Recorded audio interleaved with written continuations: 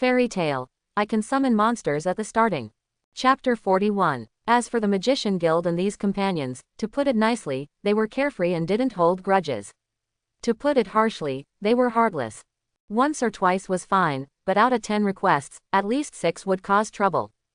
A monster subjugation request led to burning a farmer's field.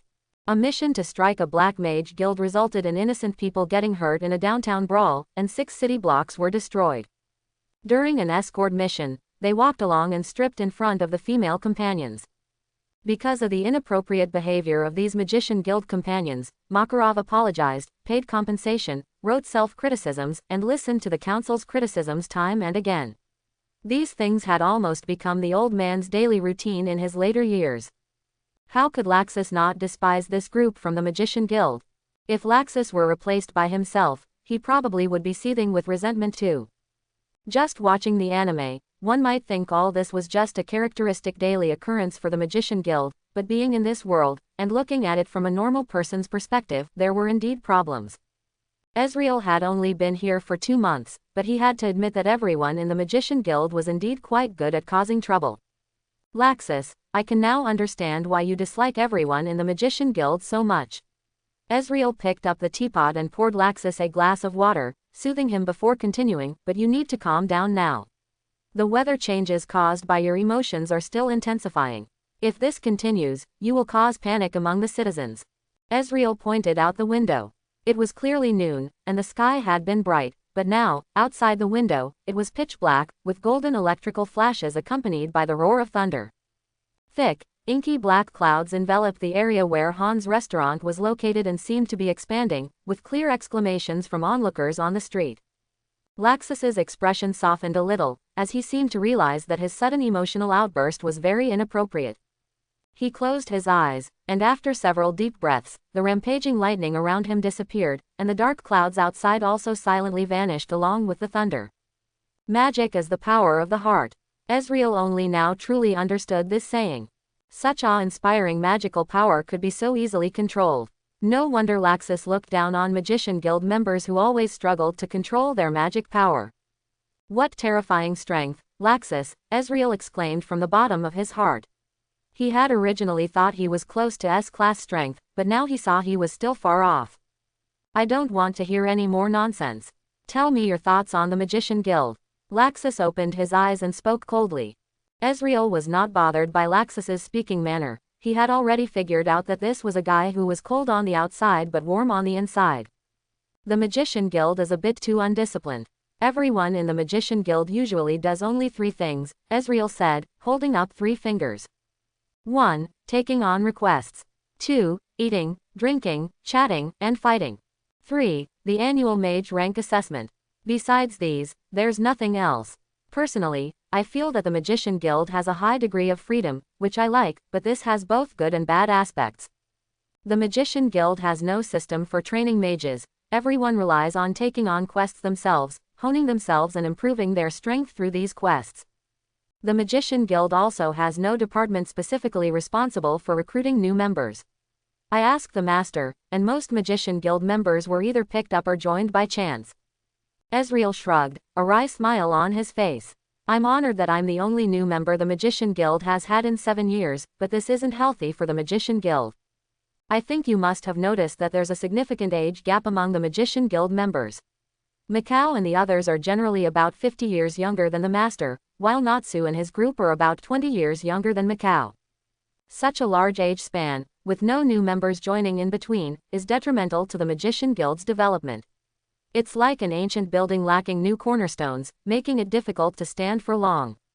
Although the number of mage requests isn't that high, and if the Magician Guild's numbers increased, there might not be enough requests for everyone, the Magician Guild could actually develop along other paths, not just limited to requests.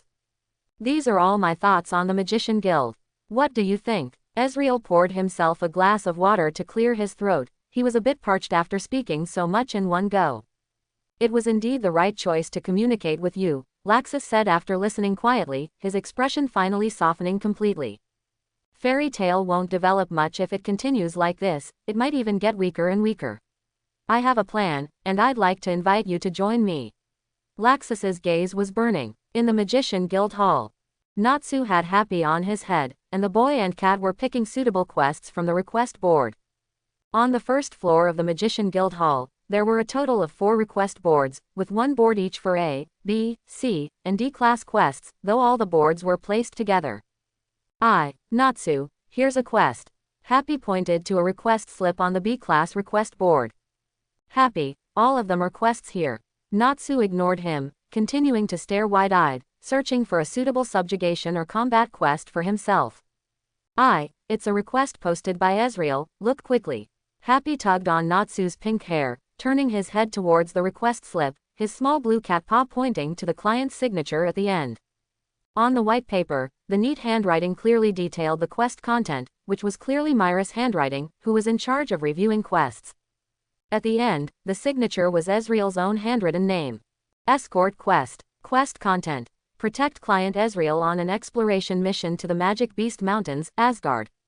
Quest requirements. The client has specifically stated that due to the high difficulty of this journey, solo quest takers must have A-class mage strength.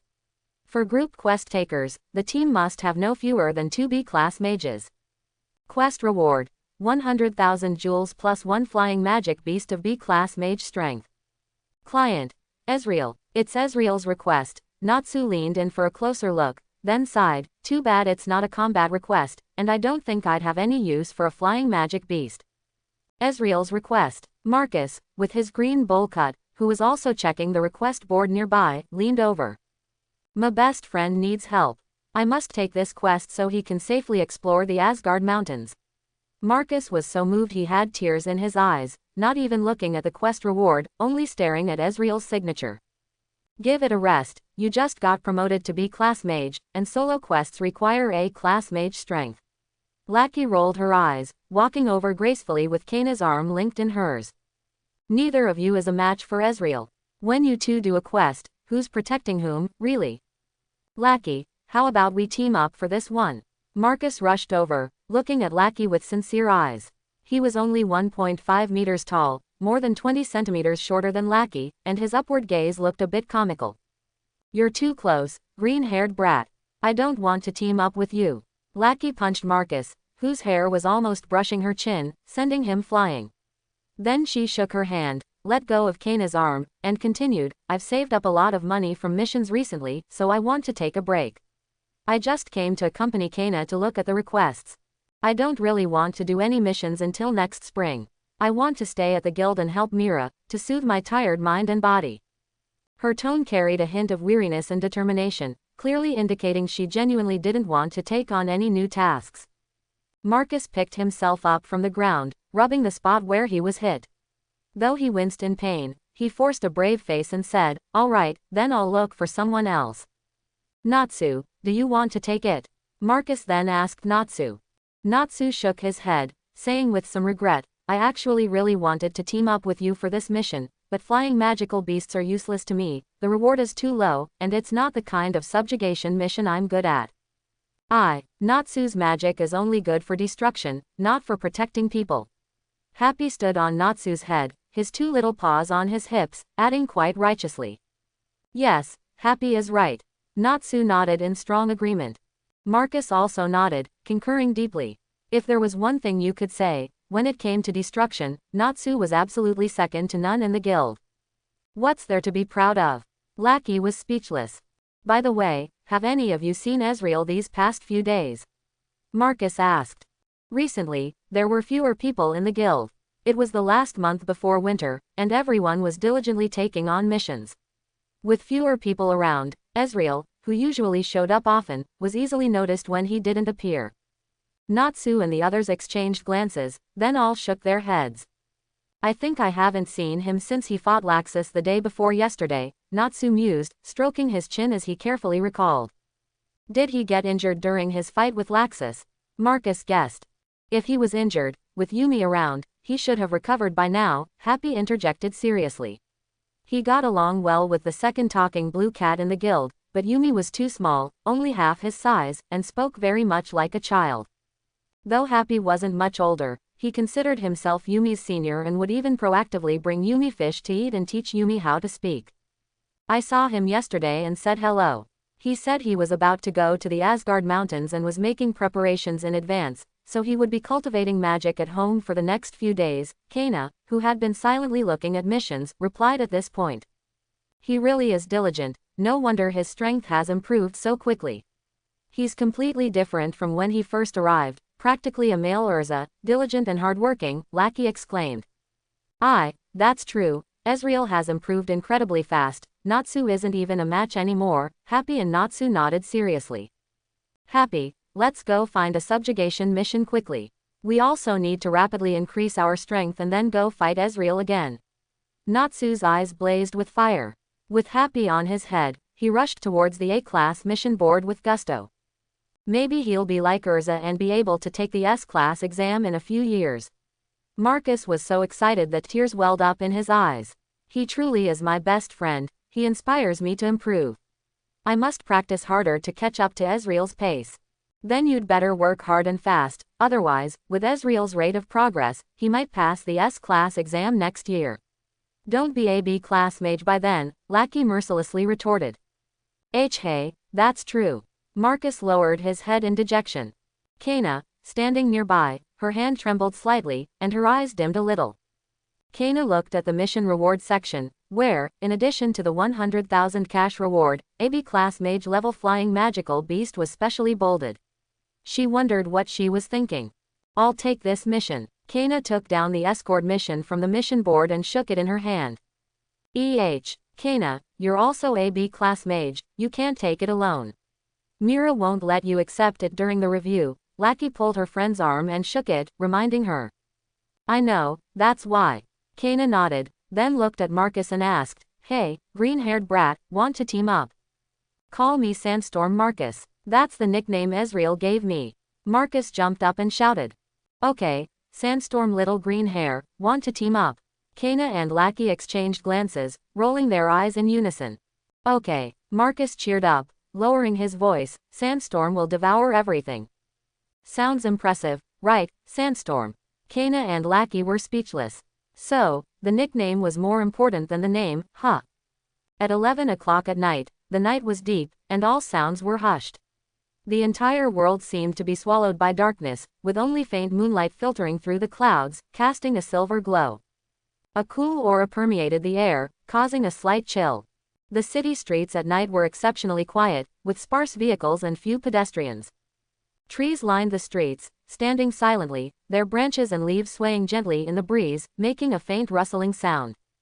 The distant bustling district had also lost its daytime clamor and busyness, leaving only scattered lights dotting the darkness. At this moment, everything became so tranquil and beautiful, like a ink-wash painting unfolding before their eyes. Ezreal, who hadn't left his home for 2 days and 1 night, was now sitting on the sofa in the living room. On the coffee table lay leftover fried rice that hadn't been thrown away yet, and a half-empty glass of juice. It looked very much like everyday life. But Ezreal, sprawled on the sofa, had no intention of enjoying life. His face was full of worry, his brows tightly furrowed. This is strange. My magic power is enough, and I've completed the contract with the Crystal Nexus. Every step is correct, and I can even sense the Crystal Nexus through the magic feedback. So why can't I summon minions? Ezreal muttered to himself. The Crystal Nexus, which is the barracks in the League of Legends game, can produce units like melee minions, ranged minions, siege minions, and super minions. The Crystal Nexus is the most crucial part of his life alchemy practice. Because the minion production in League of Legends is infinite, it allows his life alchemy magic to undergo continuous trial and error. He had basically mastered dimensional summoning to perfection, but currently, he could only summon ordinary wild monsters. For some reason, epic wild monsters always remained unsummonable. It wasn't because his total magic power was insufficient, but because those epic monsters simply didn't spawn in this canyon. Not a single elemental dragon had spawned in the dragon pit, there was only empty river water. The same was true for the dragon pits where the Rift Herald and Baron Nashor resided, there were no traces of any epic wild monsters. With Ezreal's current total magic power, he could summon all the ordinary wild monsters in the canyon, including the Brambleback and Blue Sentinel as hidden abilities. These were commonly known as the red and blue buffs in the game. This was also the real reason why he dared to say that his strength was approaching that of an S-class mage. Of course, after witnessing Laxus's strength, he felt he still had a long way to go. At least before he could summon epic wild monsters, he truly felt he had no chance against Laxus, who could elementalize and stir up natural phenomena with his own magic power and emotions. Since there were no epic wild monsters like elemental dragons or the Rift Herald, he could only search the entire canyon. Although he found some creatures that greatly surprised him, the most important discovery was the Crystal Nexus. He hadn't initially found any traces of minion units in the canyon and thought they didn't spawn. But after trying to contract everything in the canyon, including rivers, mountains, and walls, without success, he unexpectedly discovered that the most important crystal nexus for both the red and blue sides could actually be contracted. Due to his magic power, Ezreal's previous total magic power was only enough to contract and summon the ordinary wild monsters of the canyon. For such an important canyon core as the crystal nexus, his total magic power was far from enough. During this time, besides dueling and sparring, he had been focused on increasing his magic power. This morning, through continuous practice, he finally raised his magic power to a level sufficient to contract the canyon's crystal nexus and successfully completed the contract. The contracting process was very smooth. The crystal nexus had no consciousness and would not resist the contract, it was simply a large magic crystal. However, after signing the contract, Ezreal found that he couldn't make the crystal nexus produce canyon soldiers. Melee minions, ranged minions, cannon minions, super minions, none of them could be produced. Providing magic power to the crystal nexus also didn't work. The magic power flowed in like a mud ox entering the sea, and the crystal nexus remained undisturbed, showing no change. He had been supplying magic power to the crystal nexus from morning till night, recovering magic power, supplying magic power, in a continuous cycle, but it simply couldn't produce any soldiers. It was as if he had spent all his magic power to contract a seemingly useful piece of junk. Ezreal drew a circle in the air with his left hand, and a white swirling portal slowly rotated into existence before his chest, into which Ezreal projected his consciousness. Canyon Blue Side Spawn Point. Ezreal's conscious spirit body stood on the wide, thick flagstone road, circling a gigantic blue crystal. This blue crystal was irregularly shaped, with a stone altar encircling it and a bun-shaped, light blue energy shield. Its size was roughly 3 by 3 meters. This was the blue side's crystal nexus. Ezreal's conscious spirit body observed this massive object for several rounds, but even with magic power supplied, there was truly no change at all. It couldn't even be called inputting magic power. He felt his magic power was simply lost. This thing consumed so much magic power, yet it didn't even glow. Not only the blue side's crystal nexus but also the red side's was the same. These two were basically identical except for their color. Ezreal meticulously circled the crystal nexus several times, but finding nothing, he could only, with a thoughtful expression, disperse his conscious spirit body and return to his physical body. This is truly infuriating. Ezreal waved his hand, the white vortex dissipated, and he sat up.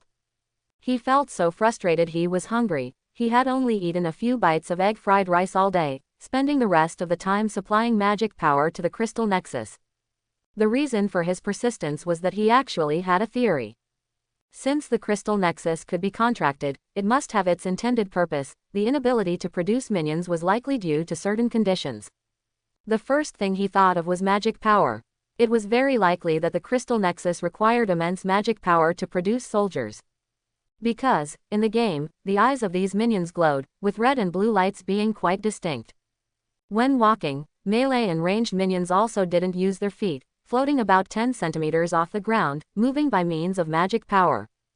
It's just that in the game, because the minions are relatively small and not far off the ground, to most people, ranged and melee minions look like they're walking on the ground. In reality, in the game, only cannon minions and super minions are the two soldier units that move on the ground using wheels or feet. The appearance of canyon soldiers is also consistent, like products from an assembly line. And this also meant that the canyon soldiers produced by the crystal nexus should essentially be magical soldiers. Based on this judgment, he spent an entire day supplying magic power to the crystal nexus. However, judging by the amount of magic power he supplied today, it was quite possible that his assumption was incorrect. He was confident that the amount of magic power he supplied in one day would be enough to power the entire guild's magic light bulbs for a month. Canyon soldiers are not particularly strong combat units, so consuming so much magic power was absolutely abnormal. Therefore, his line of thinking had a problem. This thing must be useful. How exactly can I activate it? Ezreal, with a vacant look, shoveled 2 mouthfuls of egg-fried rice. Although it was already cold, he couldn't bother with that now. He had important matters to attend to and just needed a quick bite. As he ate, the coolness of the egg-fried rice traveled down his throat to his stomach. Ezreal casually picked up the half-empty glass of juice next to him and drank it in one gulp, feeling much more comfortable in his stomach. Ezreal looked at the water glass in his hand and the chopsticks in his left hand, feeling a sudden flash of inspiration in his mind. Perhaps my idea wasn't wrong, it's just that magic power alone isn't enough. A glimmer of light flashed in Ezreal's eyes. If I remember correctly, the heroes Thresh and Senna gain souls after killing minions in the game. Ezreal used to often go to the bot lane with Thresh and Senna, these two common supports. Each time they killed a minion, he could see a few souls being absorbed by their special skill mechanisms used to strengthen themselves. This proved that although Canyon soldiers had rigid movements, uniform models, and were created by magic, in addition to magical shaping, there was soul or soul power within them.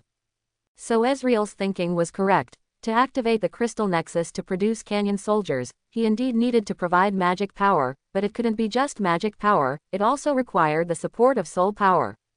Flesh, soul, no wonder I couldn't activate the Crystal Nexus despite channeling so much magical power. Was it lacking soul power? Ezreal put down his chopsticks and frowned. But where can I find a soul? Ezreal didn't consider using his own, he wasn't foolish. Both soul and body are crucial components of a person, so experimenting with himself was out of the question. Ezreal pondered for a long time, then stood up and walked to the balcony. After carefully checking that there were no pedestrians on the street, he used an arcane shift to teleport into the night sky, 100 meters above the ground, and summoned a crimson raptor. The moment the golden light of arcane shift dissipated, powerful red wings flapped, and a monstrous bird with a blue head and red body, as large as a car, appeared beneath Ezreal, steadily catching him. Ezreal tightly gripped the blue feathers on the crimson raptor's neck, using his consciousness to command the massive monstrous bird to fly towards the forest outside the city. The Crimson Raptor, as a wild monster in the League of Legends lore, is actually more like a giant rooster with magical powers. Its flying ability is quite ordinary, but it runs very fast. The smaller ones are called raptors, and only the large ones are called crimson raptors. In their juvenile stage, their head feathers are crimson, and their body feathers are blue.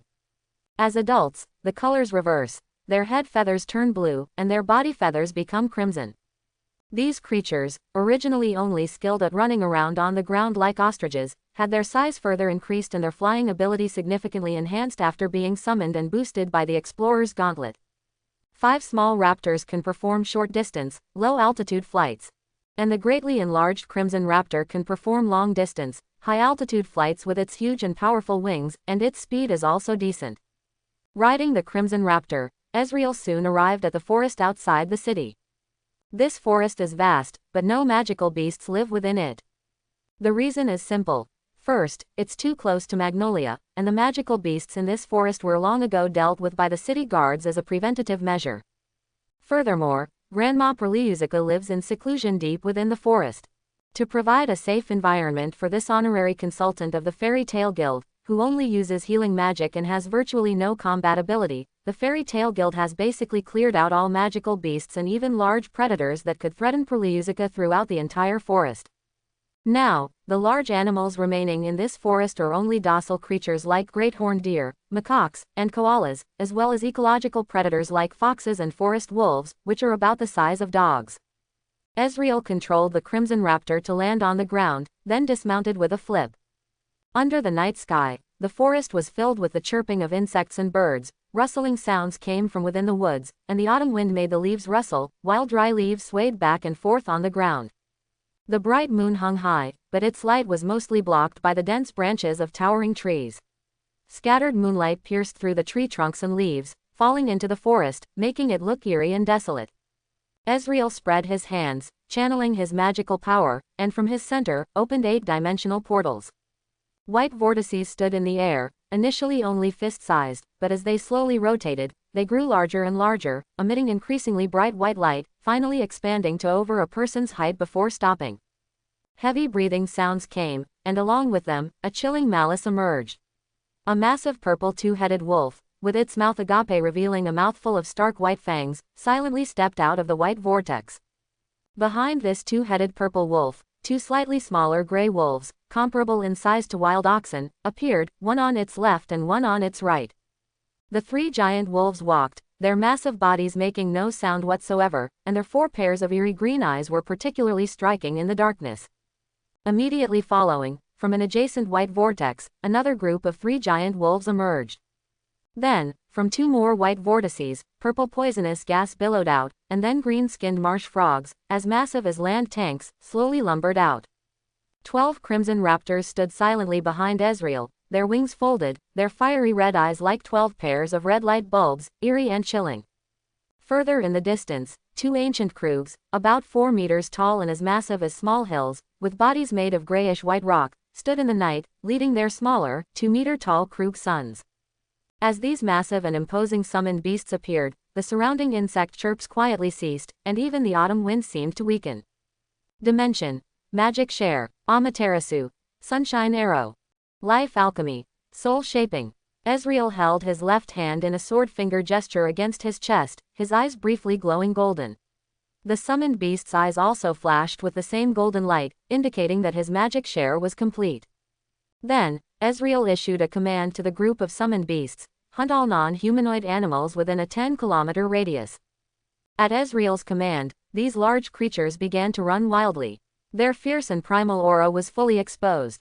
As they ran, the ground trembled slightly. Ezreal went nowhere, standing still. He raised his left hand, and a white orb of light, the size of a human head, appeared in his palm. The surroundings instantly brightened, the orb's luminosity comparable to a large incandescent bulb, and the temperature around it rapidly increased, the air becoming dry and scorching. He loosened his grip, and the white orb slowly floated to a position about 7 or 8 meters above Ezreal's head, hovering in the air like a small sun, emitting light and heat. Ezreal closed his eyes tightly, his consciousness splitting into several parts to cast consciousness projection onto his summoned beasts. The two-headed shadow wolf moved silently through the dark forest. When Ezreal possessed it, he saw 2 grayish-white perspectives, which was the shadow wolf's unique night vision talent. As excellent hunters, shadow wolves move swiftly and silently at night. With their night vision and excellent sense of smell, they can easily find and hunt large animals in the forest. Ancient Krugs are massive and bulky, but their speed is average. Their exceptionally conspicuous size combined with their astonishing weight makes hunting tasks quite difficult. However, the huge sounds they make as their heavy bodies move can awaken even the sleeping large animals in the forest, providing convenience for the shadow wolf packs, raptor flocks, and the 2 marsh frogs in their hunt. The two-headed shadow wolf quickly spotted a startled great horned deer. This creature lived up to its name. Its size was similar to a sika deer, with a pair of straight antlers on its head, at least half a meter tall. Startled by the ancient Krugs, it was now running wildly. After the shadow wolf spotted its prey, it accelerated, leapt, and bounced between tree trunks. When it was about 50 meters from the great horned deer, it opened its mouth and shot out a sunshine arrow. The tracking ability of the sunshine arrow meant the shadow wolf didn't need to aim at all. The golden energy arrow instantly crossed over 50 meters and accurately struck the great horned deer's belly. Boom! Golden light flashed, and the powerful explosion directly tore the great horned deer into 4 or 5 pieces of flesh, scattering them everywhere from its belly. The shadow wolf took a few leaps, landing near the great horned deer's remains. One of its purple wolf heads opened its maw and inhaled sharply, causing tiny green light specks in the air to be drawn into its mouth, condensing into a green light point about the size of a soybean. This was the compressed and refined soul of the great horned deer. The shadow wolf swallowed it, temporarily consuming the compressed great horned deer soul, and then Ezreal controlled the wolf head to glance to the side. Another wolf head was currently gnawing on a bloody piece of deer meat. He's been running for a while, let the kid eat a little. Ezreal had no objection to this. He had no use for the corpse, as souls were his objective. The fragments of consciousness possessing other summoned beasts also saw that the summoned beasts had each gained something, acquiring many souls. After about an hour, Ezreal's beast horde had swept through a large part of the forest, collecting many wild beast souls, and then he sent the horde back to the canyon. At this moment, he sat cross-legged on the grass, a small orb of light suspended above his head, illuminating the surroundings as brightly as day. In his hands, he held an energy orb the size of a human head, emitting an eerie green glow. This was the result of all the summoned beasts' harvest over the past hour. Since there were no magical beasts in this forest, the souls of ordinary wild beasts were not strong at all. The soul energy of hundreds of wild beasts amounted to only this much. It seems I'll still need to find powerful magical beasts. Ezreal weighed the green soul energy orb in his hand, feeling somewhat satisfied.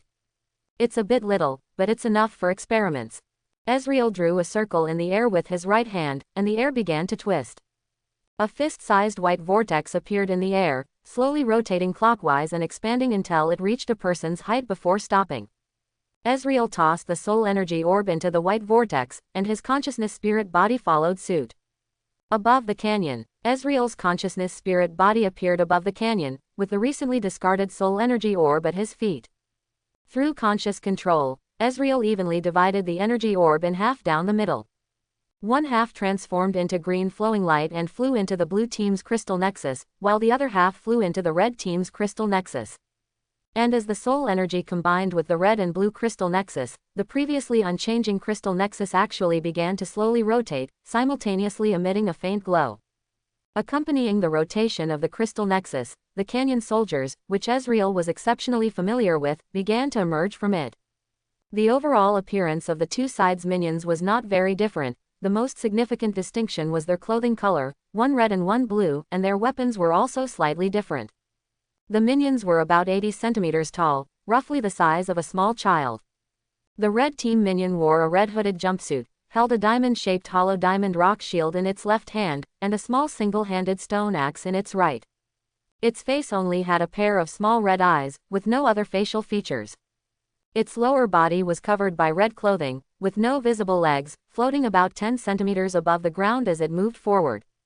The blue team minion wore a blue robe, with a stone slab mask on its head. The mask had blue eyes, and similarly, no other organs besides the eyes. It held a rectangular stone slab shield in its left hand and a square stone hammer raised high in its right. Its lower body also showed no feet, floating forward. Ezreal was overjoyed at the sight of the minions being produced, but their path clearly indicated a three-lane confrontation, which was unacceptable. Activating consciousness attachment, Ezreal directly used the crystal nexus to remove the minions' hostile status and commanded them to only patrol the canyon, not attacking any living beings. The red and blue minions indeed obeyed, beginning to wander back and forth in their respective jungle areas and high ground, as if on patrol. Ezreal watched as the crystal nexus continuously produced soldiers. Unlike in the game, there was no 25-second interval between soldier productions. 3 minions were generated every second, heading towards the top, middle, and bottom lanes. However, the soul power of ordinary wild beasts was not very strong, so in less than 2 minutes, the canyon soldiers stopped being produced. Ezreal counted carefully. The number of soldiers on both the red and blue sides was equal, with 306 minions each.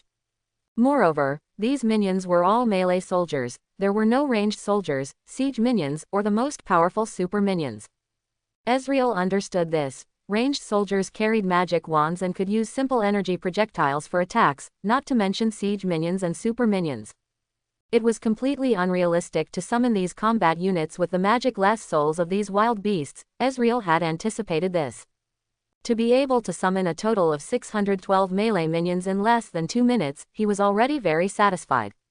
After all, these small things didn't have enough combat power. He mainly relied on the canyon soldiers for his life alchemy cultivation. Ezreal dispersed his consciousness spirit body, returning to his main body. Suddenly opening his eyes, Ezreal activated his magic power, once again opening a white vortex taller than himself. 2 white vortexes rotated quietly on his left and right. One by one, melee minions continuously flew out from the 2-dimensional portals until all minions had been summoned from the canyon to the forest. Then, 2 groups of ancient Krugs were summoned. 4 massive, heavy rock bodies once again appeared in the forest. Beside the ancient Krugs were 600 melee minions, clearly divided into red and blue. The size comparison between the ancient Krugs and the minions looked incredibly exaggerated. The floating melee minions weren't even as tall as the legs of the large Krugs. Ezreal looked at the vast number of minions and Krugs around him and didn't waste any time. He held a sword finger gesture with both his left and right hands, and green light glowed at the tips of his fingers. Ezreal simultaneously drew with both hands, his sword fingers pointing in the air, writing in the void. The green light on his fingers left behind ancient, profound runes, each about the size of a palm, in the air. Both live and both die. Death and life. The cycle of life and death is endless. Life and death. Death is the beginning of life. Ezreal's forehead was covered in sweat, and he gritted his teeth. Each completed character required an immense amount of magic power, and his mind had to be completely focused. If even one rune of the life alchemy was written incorrectly, the spell would fail and could easily lead to unpredictable consequences. When the last rune was written, Ezreal's hair was completely drenched in sweat, his face slightly pale, and before him, the life alchemy incantation, formed by ancient characters, floated in the air. Green, mysterious incantations glowed with an eerie green light above Ezreal's head, illuminated by the small sun's rays. Green mist also permeated around the incantations, and upon closer inspection, these incantations seemed to possess life, twisting irregularly. Go! Ezreal clasped his hands together, his eyes completely stained an eerie green, and he roared. The green incantations in front of him, having received the command, trembled slightly before exploding into a large cloud of green mist, quickly enveloping the red and blue melee minions and the 4 ancient Krugs. However, the green mist was not dense, only barely managing to cover this group of summoned beasts. Not enough. Ezreal's forehead veins bulged, his eerie green eyes glowed, his face was ferocious, and magic power surged around him. Golden magic power erupted from his body, forming a golden pillar of light that shot straight into the sky, illuminating the entire night.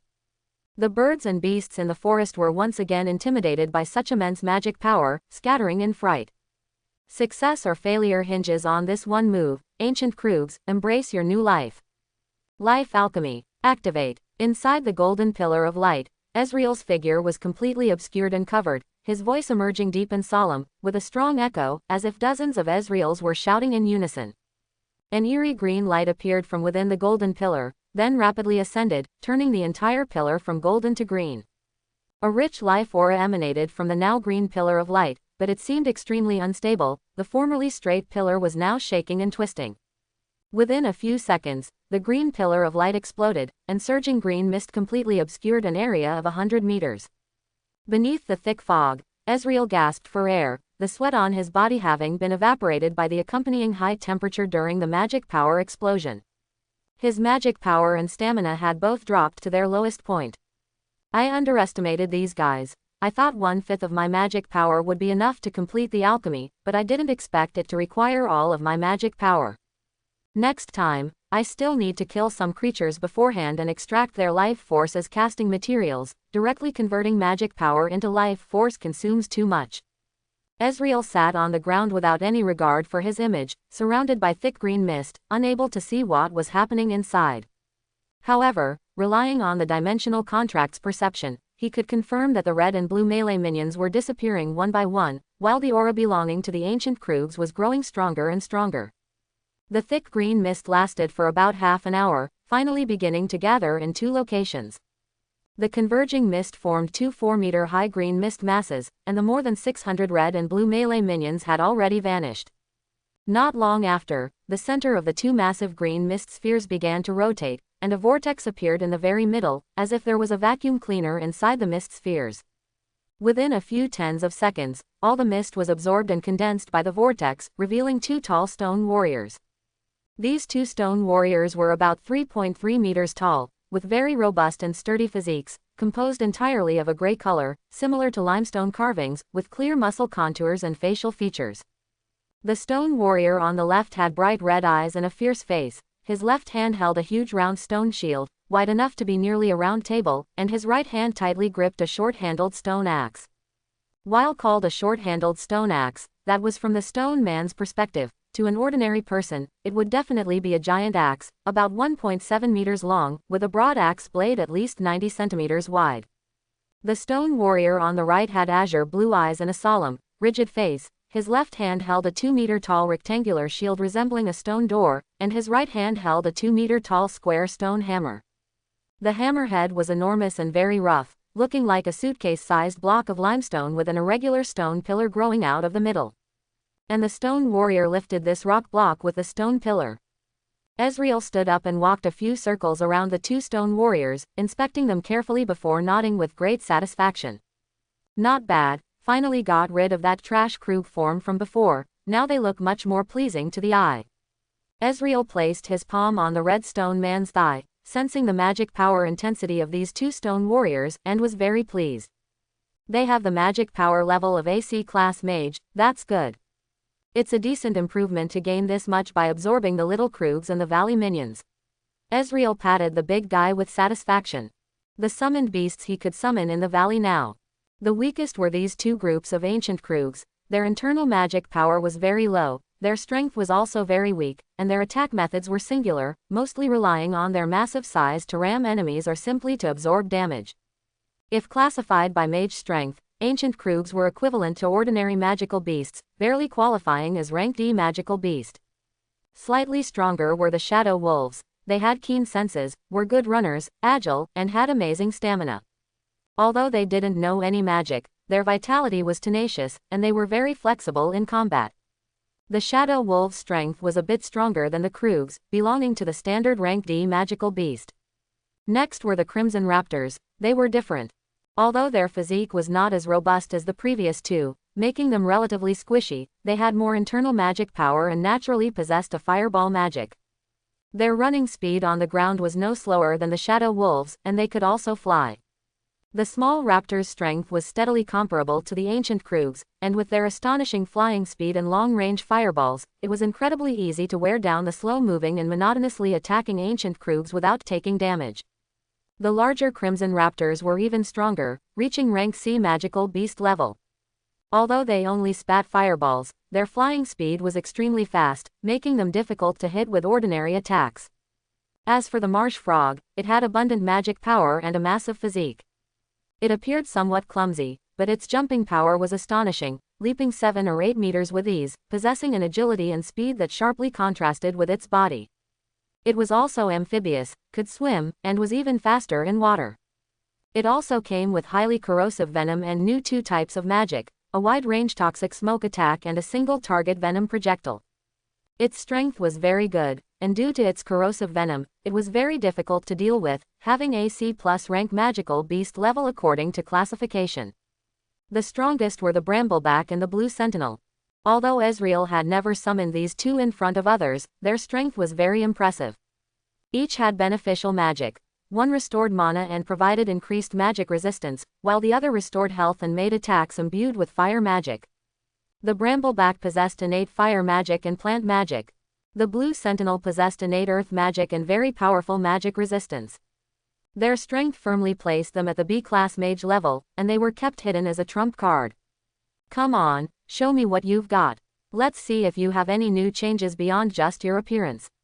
Ezreal clapped his hands, issuing a mental command to the two stone warriors to attack their surroundings freely.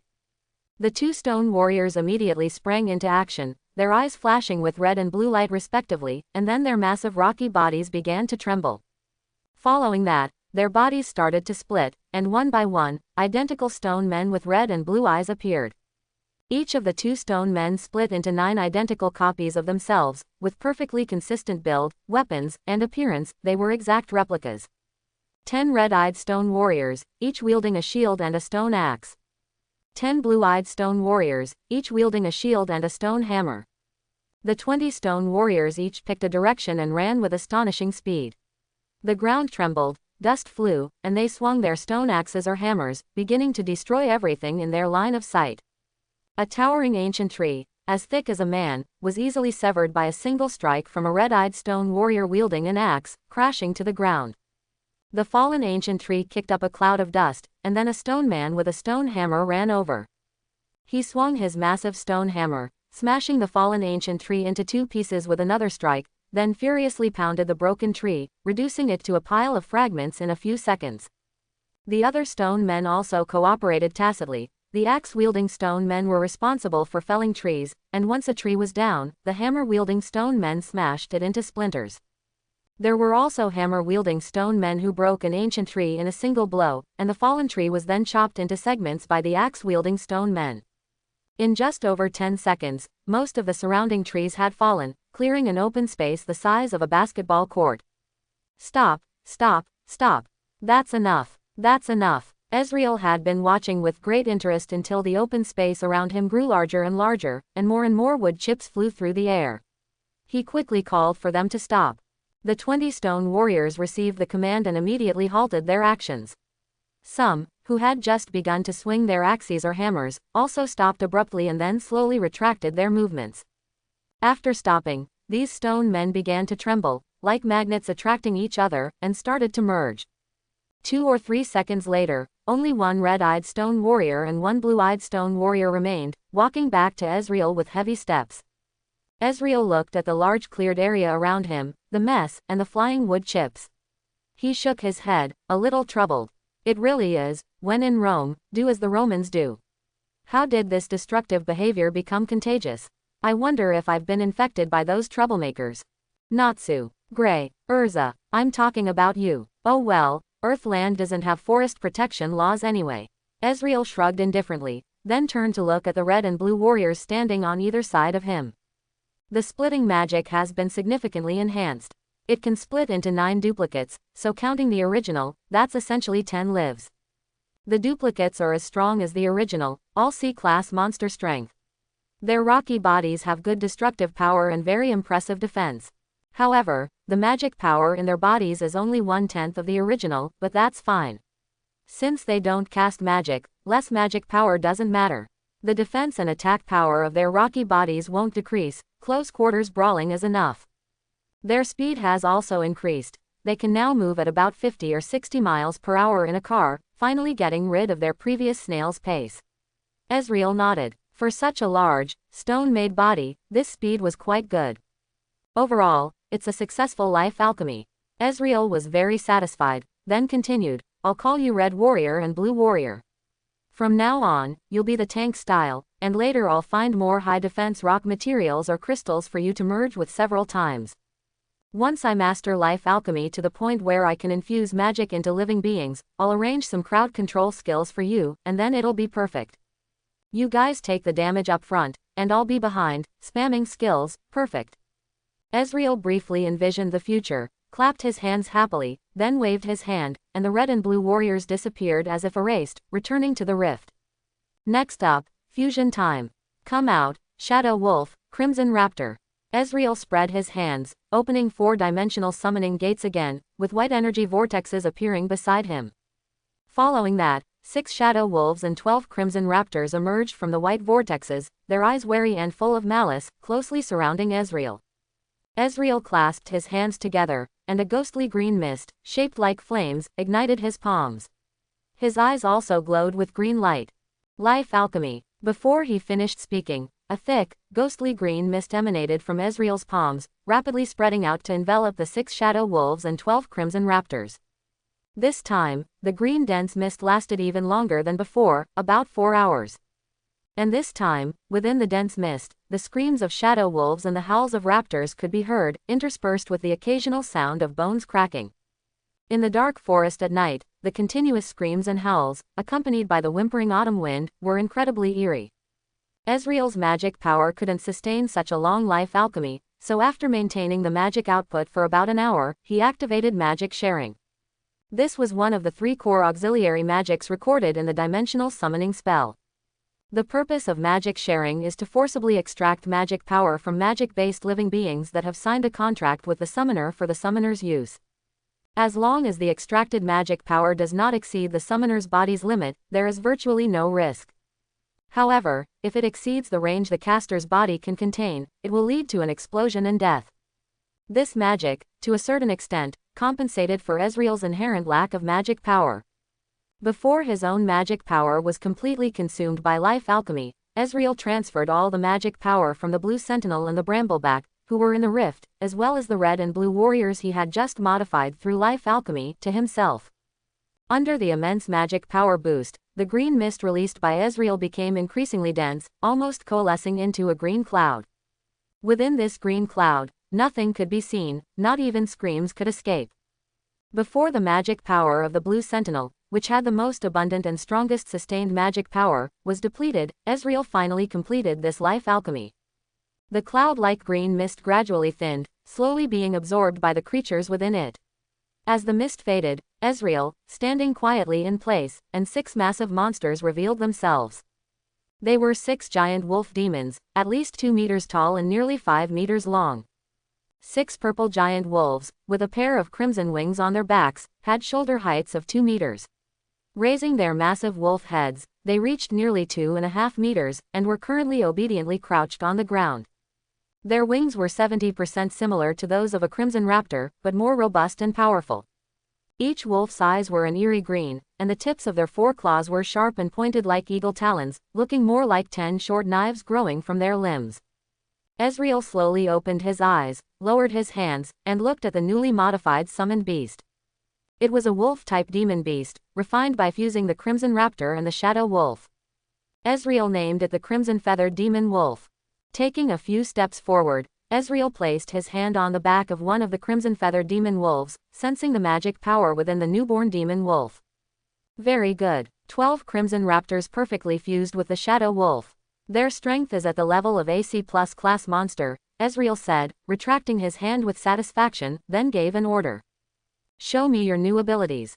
The 6 crimson feathered demon wolves crouched on all fours, their crimson wings spread. A red light flashed across their wings, and dozens of sharp red feathers, burning with flames, shot out. The flaming feathers, about 50 centimeters long and shaped like short swords, almost instantly struck a tree over a dozen meters away. The feathers pierced straight through the towering tree, continuing to fly backward, successively piercing 7 or 8 ancient trees, each thick enough for 3 people to embrace, before dissipating into a burst of fire. After the flaming feathers dissipated, the 6 crimson-feathered demon wolves simultaneously opened their mouths again. A tiny crimson flame ignited in each of their mouths.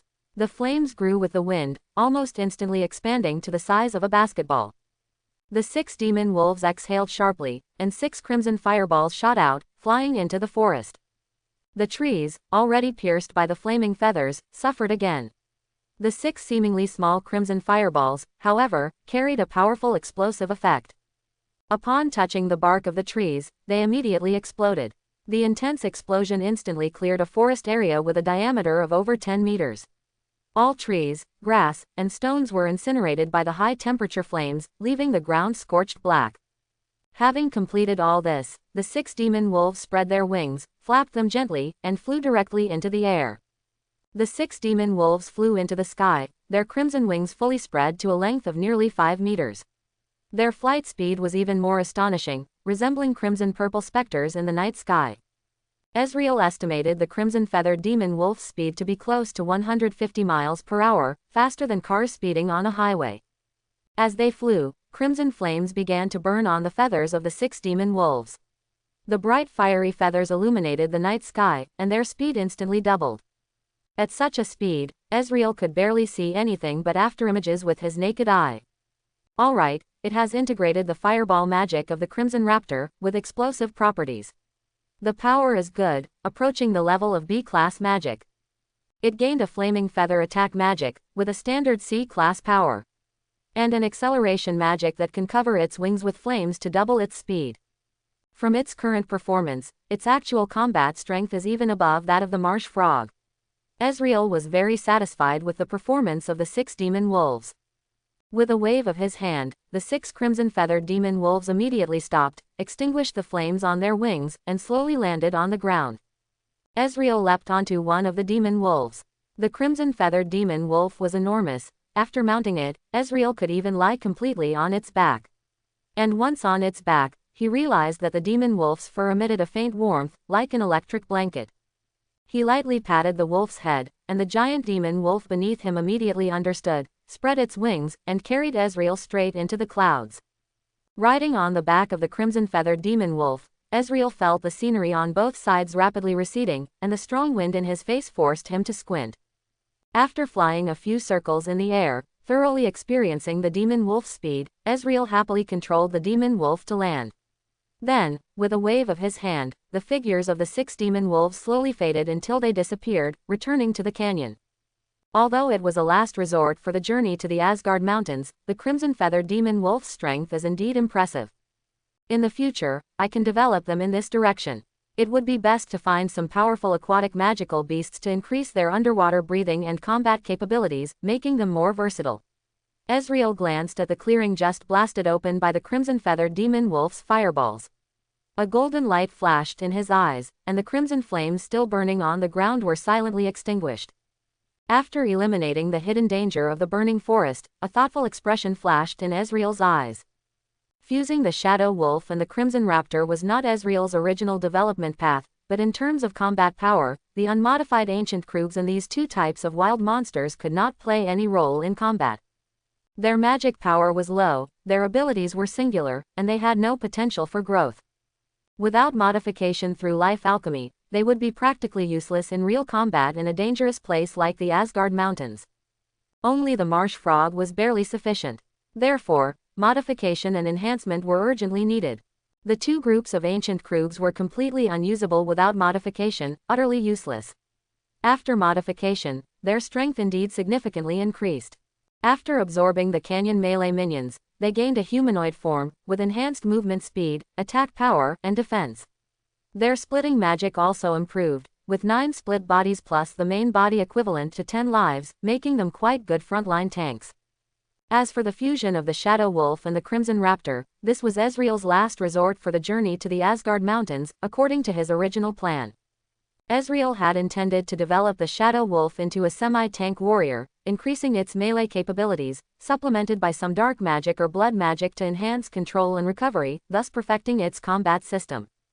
The Crimson Raptor, on the other hand, was destined for a mage route, integrating some magical beasts skilled in long-range magic or fast-flying magical beasts to increase its mobility and long-range aerial strike capabilities.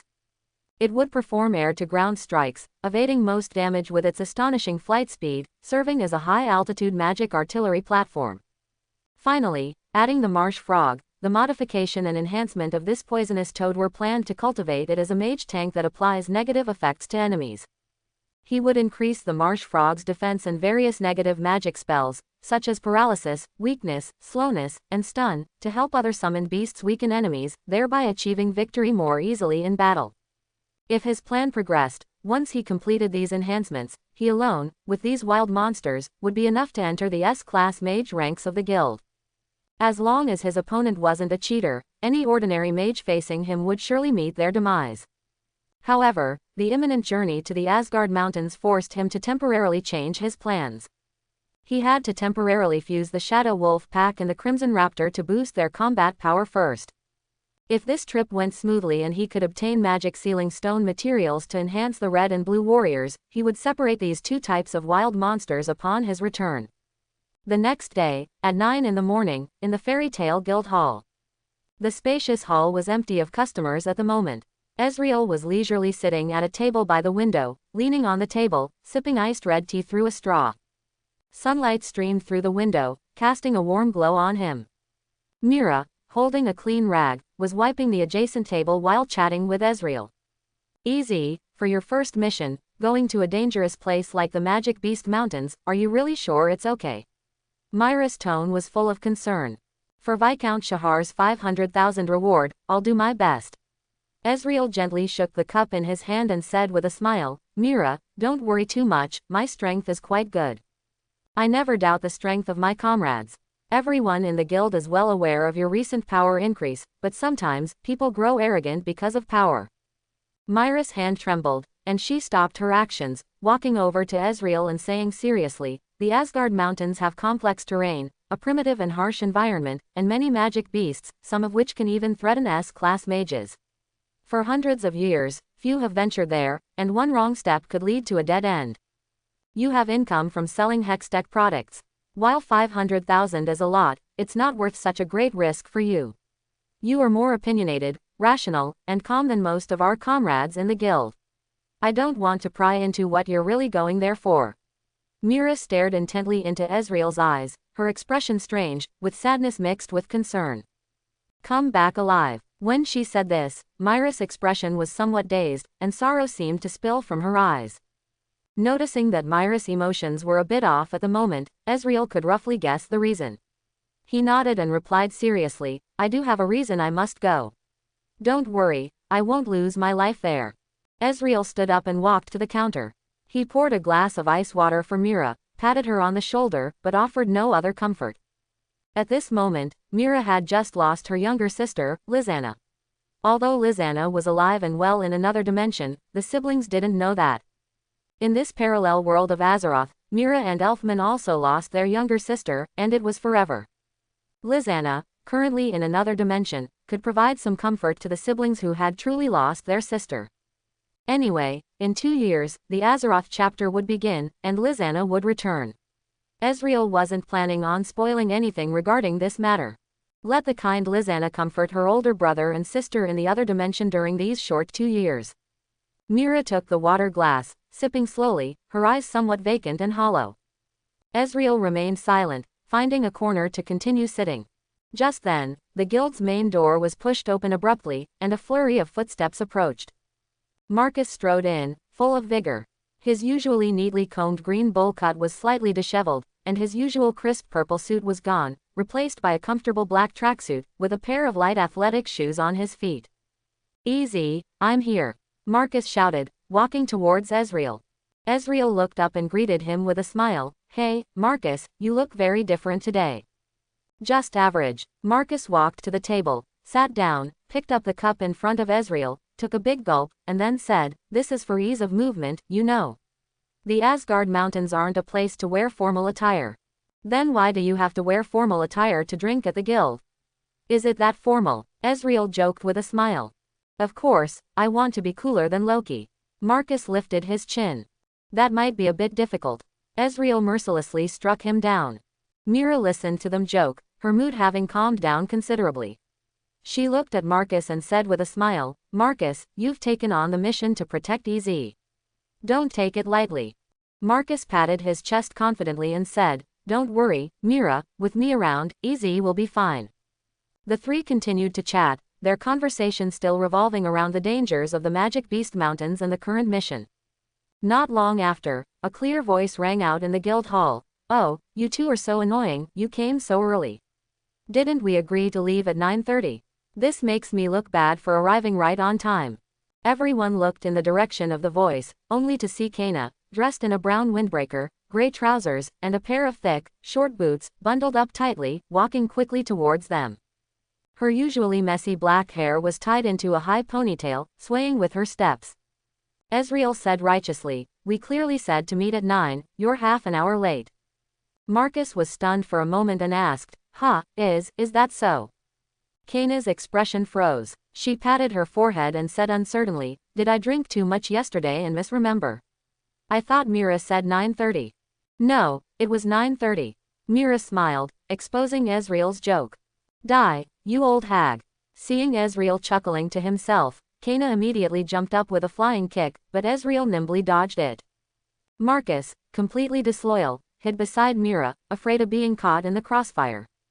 Seeing Kena continuously unleash Leo's flying kick, Ezreal quickly waved his hands and said, "I'm the client, you have to protect me.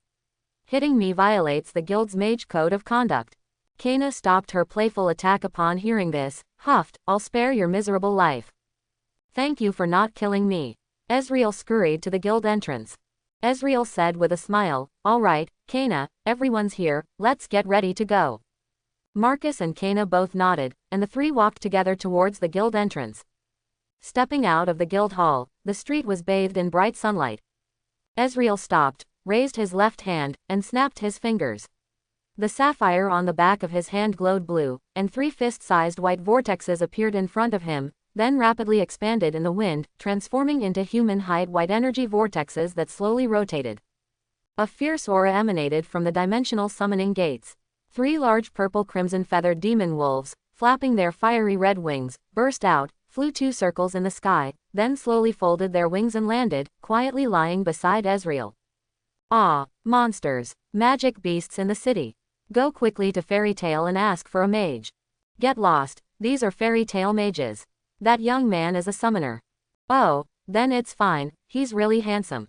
People on both sides of the street were startled by the appearance of the crimson-feathered demon wolves, but seeing the Fairy Tail Guild door behind the demon wolves, they all lowered their guard. Although the Fairy Tail members often caused trouble, the residents of Magnolia knew that they were a group of somewhat reckless but kind-hearted individuals. Apart from their daily mischief, their reputation was quite good. Wow, Marcus and Kana couldn't help but exclaim. Kana carefully sensed the magical power of the demon wolf. With this level of magical power, it's a rank C magical beast. Marcus's eyes widened, and he said in disbelief, Ezreal, when did you get such a powerful summoned beast? Ezreal chuckled proudly, hee, I recently learned a new magic that can strengthen summoned beasts. This is a fusion of a raptor and a shadow wolf. Pretty cool, right? Ezreal briefly explained. Kana walked forward and gently stroked the demon wolf's fur, her gaze falling on its steel blade-like claws. She said, it certainly looks very strong. Are we riding this to the Asgard Mountains? Marcus excitedly approached one of the crimson-feathered demon wolves. His height was only 1.5 meters, making him look like a child next to the massive demon wolf. There's no direct ride, so we'll ride the crimson-feathered demon wolves. That will save some time, Ezreal nodded. Ezreal said, don't worry, the crimson-feathered demon wolf is the fastest among my summoned beasts.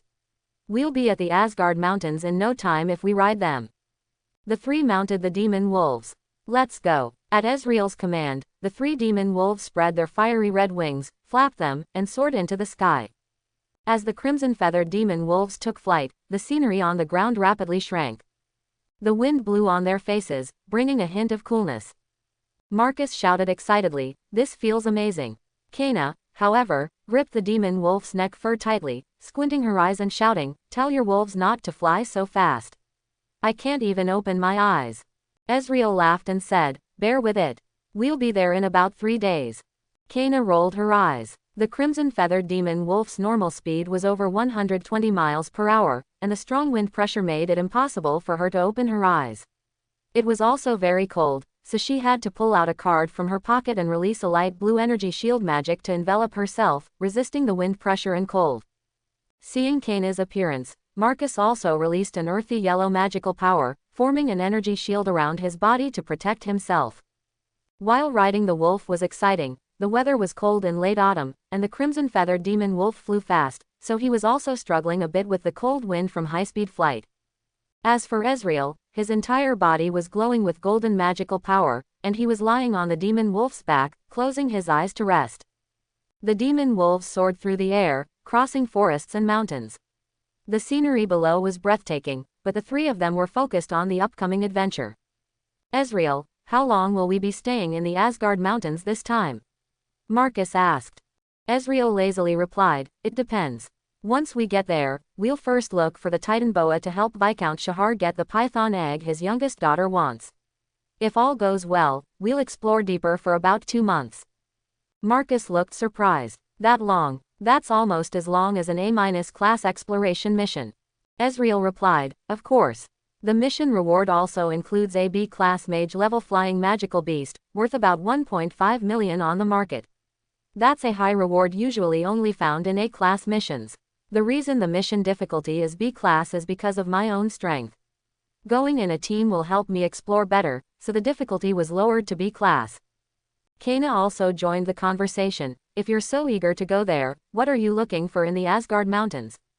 A purified magic sealing stone. Ezreal did not hide it, revealing his true purpose to his 2 companions. The 2 looked puzzled. Magic sealing stone. Yes, according to legend, before the fall of the ancient empire of Falomir, there was a noble family, the Alfred family, skilled in the purification and manufacturing of magic sealing stones, located in the Asgard Mountains. Ezreal nodded. Highly purified magic sealing stone is hard, and no magic can affect it. The Alfred family, relying on the magic sealing stone, built their family within the monster-filled Asgard Mountains. The Alfred family members are also skilled in swordsmanship and adept at using weapons and armor made from magic sealing stone. For ordinary people, monsters are something to avoid, but in the eyes of the Alfred family, they are merely large wild beasts, nothing to fear. Kana raised an eyebrow and said, according to you, the effect of this magic sealing stone is close to that of dragon scales, capable of immunizing against magical effects. Exactly, that's why this magic sealing stone is called the dragon scale magic sealing stone. Marcus's eyes lit up. That sounds so cool. Kana asked curiously, what do you need the magic sealing stone for? I've learned a new strengthening magic, and this magic sealing stone can be used to strengthen my summoned beasts, Ezreal simply explained. Kana seemed thoughtful, a strange emotion flashing in her eyes. I see, to strengthen summoned beasts. Ezreal, flying like this is too boring. Tell us the story of the Mage of Sand with the gourd again. Ezreal smiled and began, of course, no problem. Let's start with Gara's birth. Once upon a time, there was a small village, Sunagakar, where the village chief and his wife were very powerful mages. They gave birth to a child named Gara. In a pleasant atmosphere, the demon wolves gradually approached the Asgard Mountains. From Magnolia to the Asgard Mountains was about 8,000 kilometers, a journey that would normally take at least half a month. The crimson-feathered demon wolves flew high in the sky, traveling in a straight line without detours, and their flight speed was fast enough. After about 5 days, the three finally approached this ancient and pristine land. This was a place rarely visited by humans. There had been no signs of human life for over 1,000 kilometers before reaching it. This area seemed forgotten by time, preserving its original landscape and ecological environment. As far as the eye could see, mountains rose and fell like winding giant dragons, stretching across the heavens and earth. Peaks soared into the clouds, their summits covered in pristine white snow. Deep, quiet valleys nestled between the mountains, with clear streams flowing at their bottoms, gurgling softly. Ancient towering trees were ubiquitous here, having withstood the test of time. Their trunks were as thick as pillars, and their canopies as dense as umbrellas, adding a touch of green and vitality to this land. Some ancient tree branches coiled like dragons, while others stood straight and tall, like guardians protecting this tranquil world. Clouds swirled around the mountains, dreamlike and ethereal, giving a sense of mystery and danger. Enveloped in mist, the mountains appeared and disappeared, as if one were in a fairyland. In this untouched place, nature displayed its most primitive and magnificent side. Every corner was full of life and vitality, making one feel the greatness and wonder of nature. Chapter 51. The three crimson-feathered demon wolves flapped their wings, carrying the trio suspended 100 meters in the air. Is this the legendary Magic Beast Mountains? It looks truly terrifying. Marcus gazed downwards, a hint of awe in his voice. Kena also had a serious expression. This environment is primitive, and the magic power in the air is exceptionally abundant. It's easier for powerful magic beasts to appear here than in other places. Ezreal said, "Don't worry, I have a plan." Marcus and Kena looked at the confident expression on Ezreal's face, slightly surprised. Ezreal didn't say much, controlling the crimson-feathered demon wolf to land on the riverbank at the edge of the Magic Beast Mountains. Deep wolf paw prints were left in the soft river sand, and the sound of the rushing river filled their ears. Just as Marcus and Kena were about to dismount from the crimson-feathered demon wolf's back, Ezreal called out to them. "Are you going to walk into such a vast mountain range on foot? Can your 2 legs run as fast as a 4-legged wolf?" "Of course, we're riding the crimson-feathered demon wolf." Ezreal looked at the two with exasperation. Marcus gave an awkward laugh. "Ah, sorry, we used to take magic-powered trains to mission locations and get off as soon as we arrived. It's a habit." Kena also looked a bit embarrassed, and she smoothed her hair as she asked, "Tell us, how do we find the Titan Boa?" Ezreal calmly waved his hand. "No rush, let me form a team first." "Form a team?" Kena and Marcus exchanged bewildered glances. "Of course, just the few of us don't have enough deterrent power," Ezreal nodded, then snapped his fingers. The air around him subtly twisted, and 5-man-high white energy vortexes appeared, slowly rotating clockwise. 2 marsh frogs leisurely emerged from the white vortexes and instinctively leapt into the swift river, submerging themselves. Immediately following, 3 more crimson-feathered demon wolves, exuding fierce malice, gently flapped their wings and landed beside the trio, forming a V shape to guard the crimson-feathered demon wolf they were riding. Finally, 2 massive red and blue stone warriors emerged. As soon as the red and blue stone warriors appeared, their bodies immediately trembled, and then each split into 9 clones, forming a square formation. 5 stone men were positioned in each of the 4 directions, front, back, left, and right, firmly protecting Ezreal and his 2 companions. Kena looked at the summoned beast pack surrounding them, utterly astonished. "This." Marcus's eyes widened even further. "C rank, C rank, C rank, they're all C rank magic beasts. Easy." Ezreal looked at the circle of summoned beasts around him with satisfaction. The red and blue warriors have very high defense and will be in the outermost circle to deal with emergencies. The crimson-feathered demon wolves will be in the inner circle for support. In case of danger, they'll launch a wave of fireballs first. Even if the formation is broken, they can quickly readjust. The marsh frogs are lurking underwater, to deal with any aquatic magic beasts that might appear. In dangerous situations, they can also launch sneak attacks. A single venomous projectile can take down even a B-rank magic beast. With 26 summoned beasts openly visible, most magic beasts will steer clear as soon as they see us, which will save a lot of trouble. Plus, the 3 of us are mages, 1 A rank, 2 B rank. Even if we encounter an S-rank magic beast, it's not impossible to put up a fight. Ezreal looked at Marcus and Kayna. Alright, partners, our adventure begins. You're really over the top, Kayna said, looking at the large group of summoned beasts around her, feeling that this trip to the Asgard Mountains shouldn't be too difficult. Marcus excitedly clenched his fists. Let's go all out. I'm fired up. Ezreal was speechless. Please don't steal Natsu's lines. Marcus vigorously waved his arm. Ezreal covered his forehead. And definitely don't imitate Happy. Stop messing around. Tell us how to find the Titan Boa and the Alfred family's old dwelling place you want to visit, Kayna interrupted their joking and asked. Easy. Ezreal waved his hand, dispersing 4 of the white vortexes, leaving only the one in front of him. Then he reached inside and pulled out a large bag of apple-sized spherical drones. Hextech trackers. With these, Ezreal lightly tossed the bag, and 22 Hextech trackers were launched into the air. The flight wings on top of the spherical drones immediately began to spin, and the trackers scattered in all directions. I can see the trackers, feeds through consciousness attachment. Titan boas are amphibious magic beasts, so searching along this river should make them relatively easy to find. However, the Asgard Mountains are vast. Books say they are about 8,100 kilometers long. If we want to find the Alfred family's ruins, it will take a lot of time. After Ezreal finished speaking, he closed his eyes, his consciousness attached to the 22 trackers that had just flown off. My multitasking isn't perfected yet. Currently, I can only control a maximum of 22 trackers simultaneously. With consciousness attachment, my body will be in a semi-comatose state, so I'm entrusting my safety to you too. Seeing this, Kayna and Marcus's expressions became serious.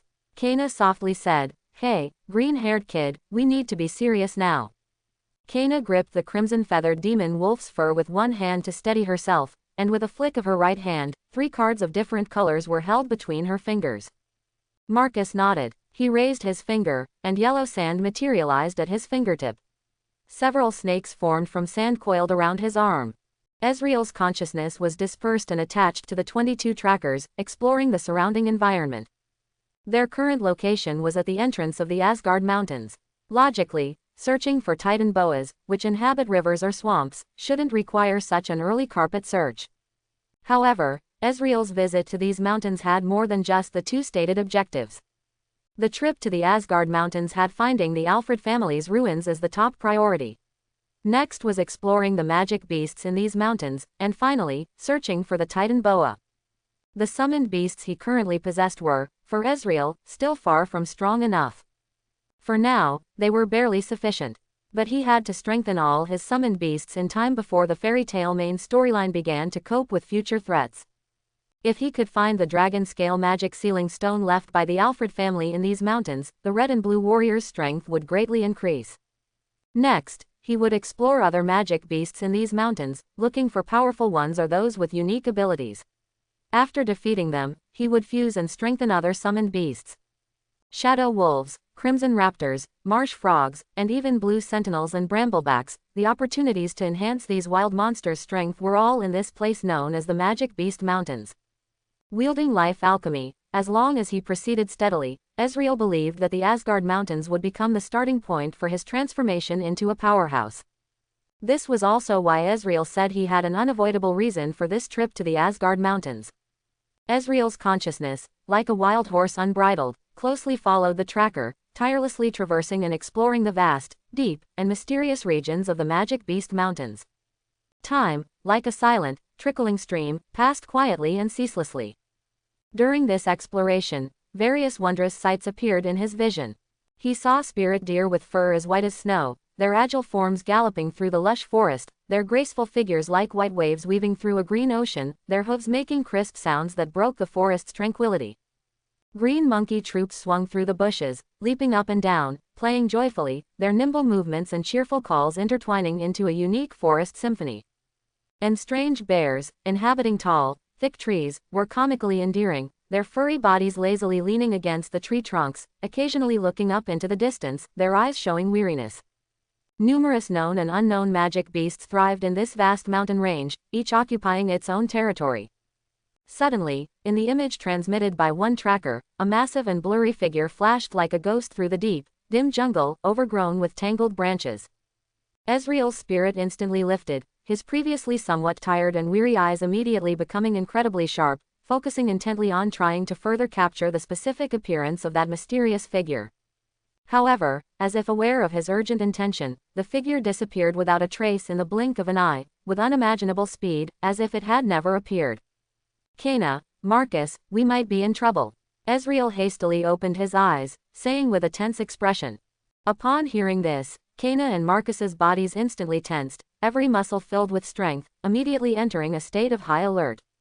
What's going on? Marcus asked eagerly, his eyes filled with confusion and vigilance, his brows tightly furrowed into a deep, river shape. It's not very clear, it looked like an extremely massive fellow, but I only caught a glimpse of a corner, couldn't see the whole thing at all.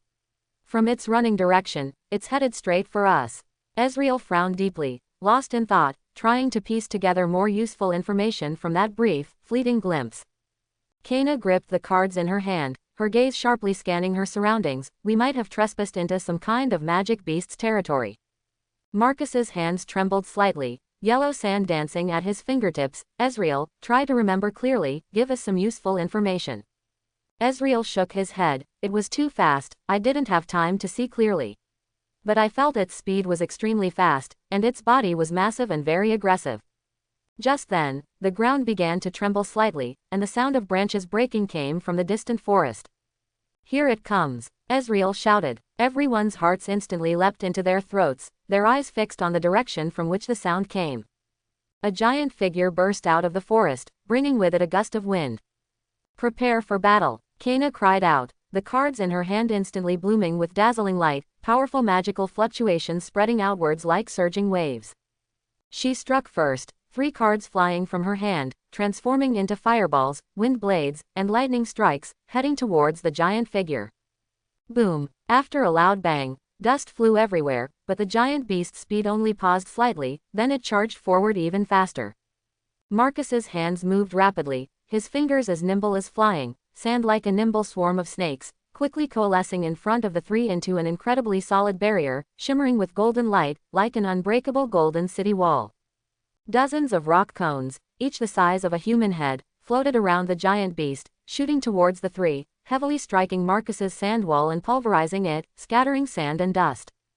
The moment the sand wall shattered, the giant beast also charged over with the force of thunder. Seeing this, Ezreal quickly commanded the red and blue stone warriors to rush forward without hesitation to block. A dull, thunderous crash resounded, and the 2 blue warriors in the front, holding their huge stone shields, were still knocked back repeatedly by the immense impact, their heavy footsteps leaving deep marks on the hard ground, stone chips flying like fireworks. But at least they managed to barely stop the monster's fierce assault. Immediately after, the other 3 blue warriors in front swung their giant stone hammers down, but the monster dodged by leaping back, creating distance. The stone hammers that swung into the air smashed into the ground, leaving 3 pits over half a meter deep. Where are you running, Amaterasu? A blue energy bow appeared in Ezreal's left hand, and he extended his left index finger towards the giant beast. Golden energy particles emerged from the air, then were attracted, condensed, and compressed by his fingertip, the gold transforming into white, a fist-sized white energy orb flying out like a meteor with a long, thin white tail flame. It reached the giant beast almost instantly.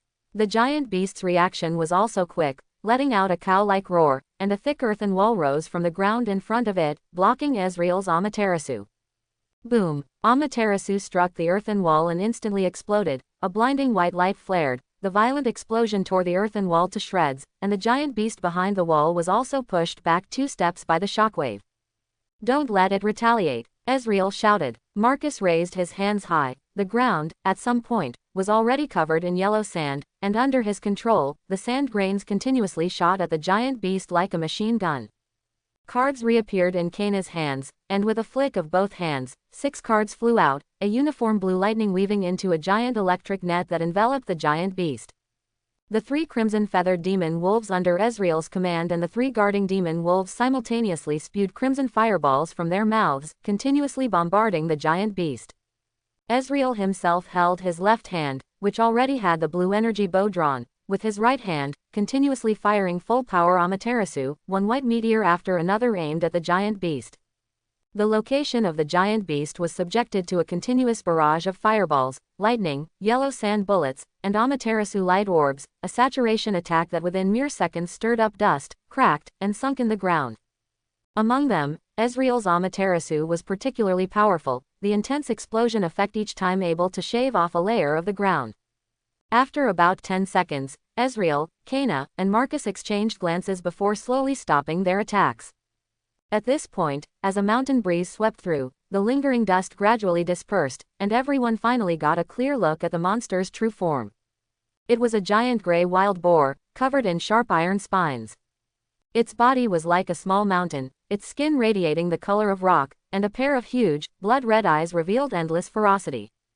Under the continuous attacks of everyone just now, this creature was still not dead, only bleeding from its 7 orifices, its aura very weak, but the expression in its crimson eyes grew increasingly ferocious.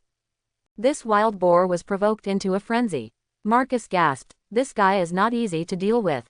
Earth Vein Rat. It resembles a porcupine but is actually a powerful rat magical beast.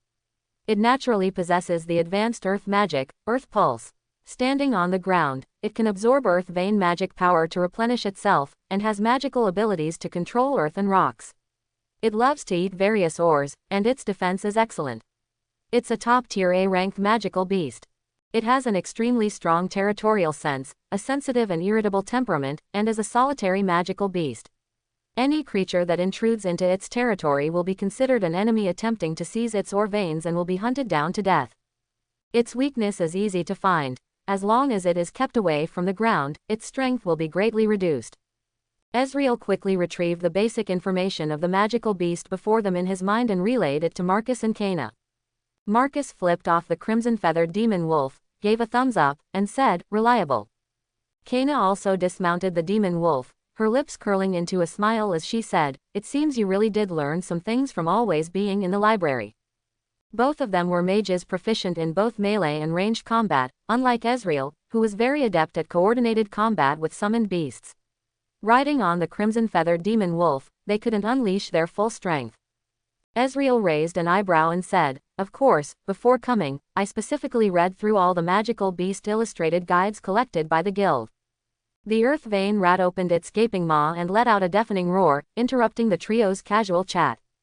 The iron spines on its body stood on end, as if ready to launch at any moment. Ezreal's expression was grave. "Everyone, be careful, this guy is going all out." Before he finished speaking, the iron spines on the Earth Vein Rat's body shot towards the 3 like a torrential downpour. Marcus waved his hands, and yellow sand instantly formed a huge vortex, attempting to block the attack of the iron spines, but some iron spines still broke through the defense. The incredibly powerful iron spines struck the 5 blue warriors in the front row, piercing through their bodies in an instant and continuing their momentum towards the trio. Kana swiftly threw out the cards in her hand, and a water sphere shield enveloped the 3, blocking the remaining iron spines. Marcus waved his hands, and sand condensed into sharp longswords that shot towards the Earth Vein Rat. The Earth Vein Rat dodged agilely, while simultaneously spewing a powerful gust of air from its mouth, blowing the longswords off course. The Earth Vein Rat stomped its feet fiercely, and the ground instantly cracked, with an earthy yellow shockwave rushing towards the 3. Ezreal, unhurried, controlled the 6 crimson-feathered demon wolves to attack with him. 6 fireballs plus a heavenly illumination collided head-on with the shockwave, both dissipating. Seeing its attack nullified, the Earth Vein Rat grew even angrier, its blood-red eyes seemingly spewing fire. It opened its mouth again, and an earthy yellow beam of light shot out, heading straight for the 3. Marcus's face changed drastically, and he quickly waved his hands, sand rapidly condensing into a massive shield. However, when the beam struck the shield, the powerful impact caused Marcus to slide backward, his feet carving 2 deep grooves in the ground. Kana's eyes narrowed, and the cards in her hand flew out, transforming into ice spikes that pierced towards the earth vein rat's eyes. The earth vein rat tilted its head, and the ice spikes flew past its cheek, leaving a few shallow white marks on its tough skin. Ezreal seized this opportunity, commanding the remaining red and blue stone warriors to charge towards the earth vein rat. The stone warriors advanced with heavy steps, raising their massive stone hammers and axes to smash fiercely at the earth vein rat. The earth vein rat nimbly spun in place, and with a sweep of the iron spines on its body, it sent several of the surrounding stone warriors flying. Immediately afterwards, several more iron spines completely shattered these remaining stone warriors into rubble. The rubble fell to the ground, slowly fading until it disappeared, returning to the canyon to await resurrection. The rank C red and blue warriors were no match at all for the earth vein rat, which was considered a formidable opponent even among A-ranked magical beasts. Seeing the red and blue stone warriors easily defeated, the earth vein rat became even more arrogant, roaring up at the sky. At this moment, a hint of cunning flashed in Ezreal's eyes. In the nearby river, two massive shadows had long been lying in wait, silently swimming in the water, slowly approaching the shore. Just as the earth vein rat was about to attack the trio again, from behind it, two marsh frogs suddenly leapt out of the water, opening their mouths and spitting out two blobs of purple venom. The earth vein rat was caught off guard, and the venom was sprayed directly onto its tail and anus. Immediately, the latter half of the earth vein rat's body emitted wisps of green smoke, and it roared in pain, its body trembling slightly, clearly severely wounded. Although they were both rank C magical beasts, even Ezreal was unwilling to get any of the marsh frog's corrosive venom on him. Seizing this opportunity, Ezreal controlled the crimson-feathered demon wolf to quickly fly into the sky. The other 5 crimson-feathered demon wolves followed closely, forming a hexagram attack formation in the air. Ezreal commanded the demon wolves from above to launch their attack, with fireballs raining down on the earth vein rat like meteors. On the ground, Marcus and Kena were not idle either. Marcus waved his hands, and sand surged towards the earth vein rat like a tide, attempting to restrict its movements. Kena, meanwhile, continuously threw cards, which transformed into streaks of purple lightning and azure wind blades, striking the earth vein rat. The earth vein rat dodged the fireballs while also having to deal with Marcus and Kena's attacks, appearing somewhat flustered. Under the trio's encirclement, the earth vein rat darted left and right, its wounds increasing, and its aura weakening, but it still resisted with its powerful strength and tenacious will. Marcus and Kena exchanged glances, understanding each other implicitly. Marcus slammed his hands onto the ground, and a massive sand wave surged up from the earth, lifting the already sluggish earth vein rat high into the air. Kena seized the chance to throw 6 cards. A fierce azure gale howled past, carrying a massive number of wind blades that blew the earth vein rat and the sand wave into the sky. Ezreal, seeing the opportune moment, commanded the crimson-feathered demon wolves to intensify their attack. The fireballs from the 6 crimson-feathered demon wolves were like dense artillery fire, continuously bombarding the earth vein rat, which was far from the ground and unable to absorb the earth's magic power. At the same time, the 2 marsh frogs also attacked again, their venomous projectiles accurately striking the earth vein rat. The earth vein rat had nowhere to escape in the air, enduring round after round of attacks. Finally, under the combined efforts of the 3 and the coordinated attack of the beasts, the earth vein rat could no longer withstand the immense power. Its body exploded into a cloud of blood mist in the air, then fell heavily to the ground, completely losing all signs of life. Ezreal slowly descended on the crimson-feathered demon wolf, while Marcus and Kena slumped to the ground, exhausted and panting heavily. "It's finally over, this guy was really tough to deal with." Marcus wiped the sweat from his forehead.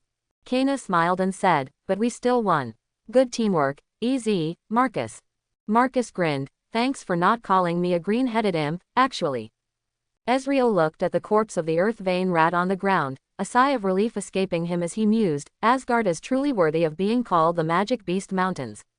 Even with a tracker, we avoided most magic beasts, yet there are still troublesome ones that actively seek us out. It seems we need to be even more careful. If it's like this before reaching the central area, who knows what we'll encounter deeper inside. Kena and Marcus nodded in strong agreement. After a short rest, the trio began to clear the battlefield, searching for potential spoils of war. They discovered the earth vein rat's nest nearby, which contained some precious refined iron ore. This is a common material used to forge magical equipment, and it fetches a good market price. Marcus and Cana took most of it, while Ezreal only took a small portion. The Earth Vein Rat's corpse was collected by Ezreal after obtaining his teammates' consent.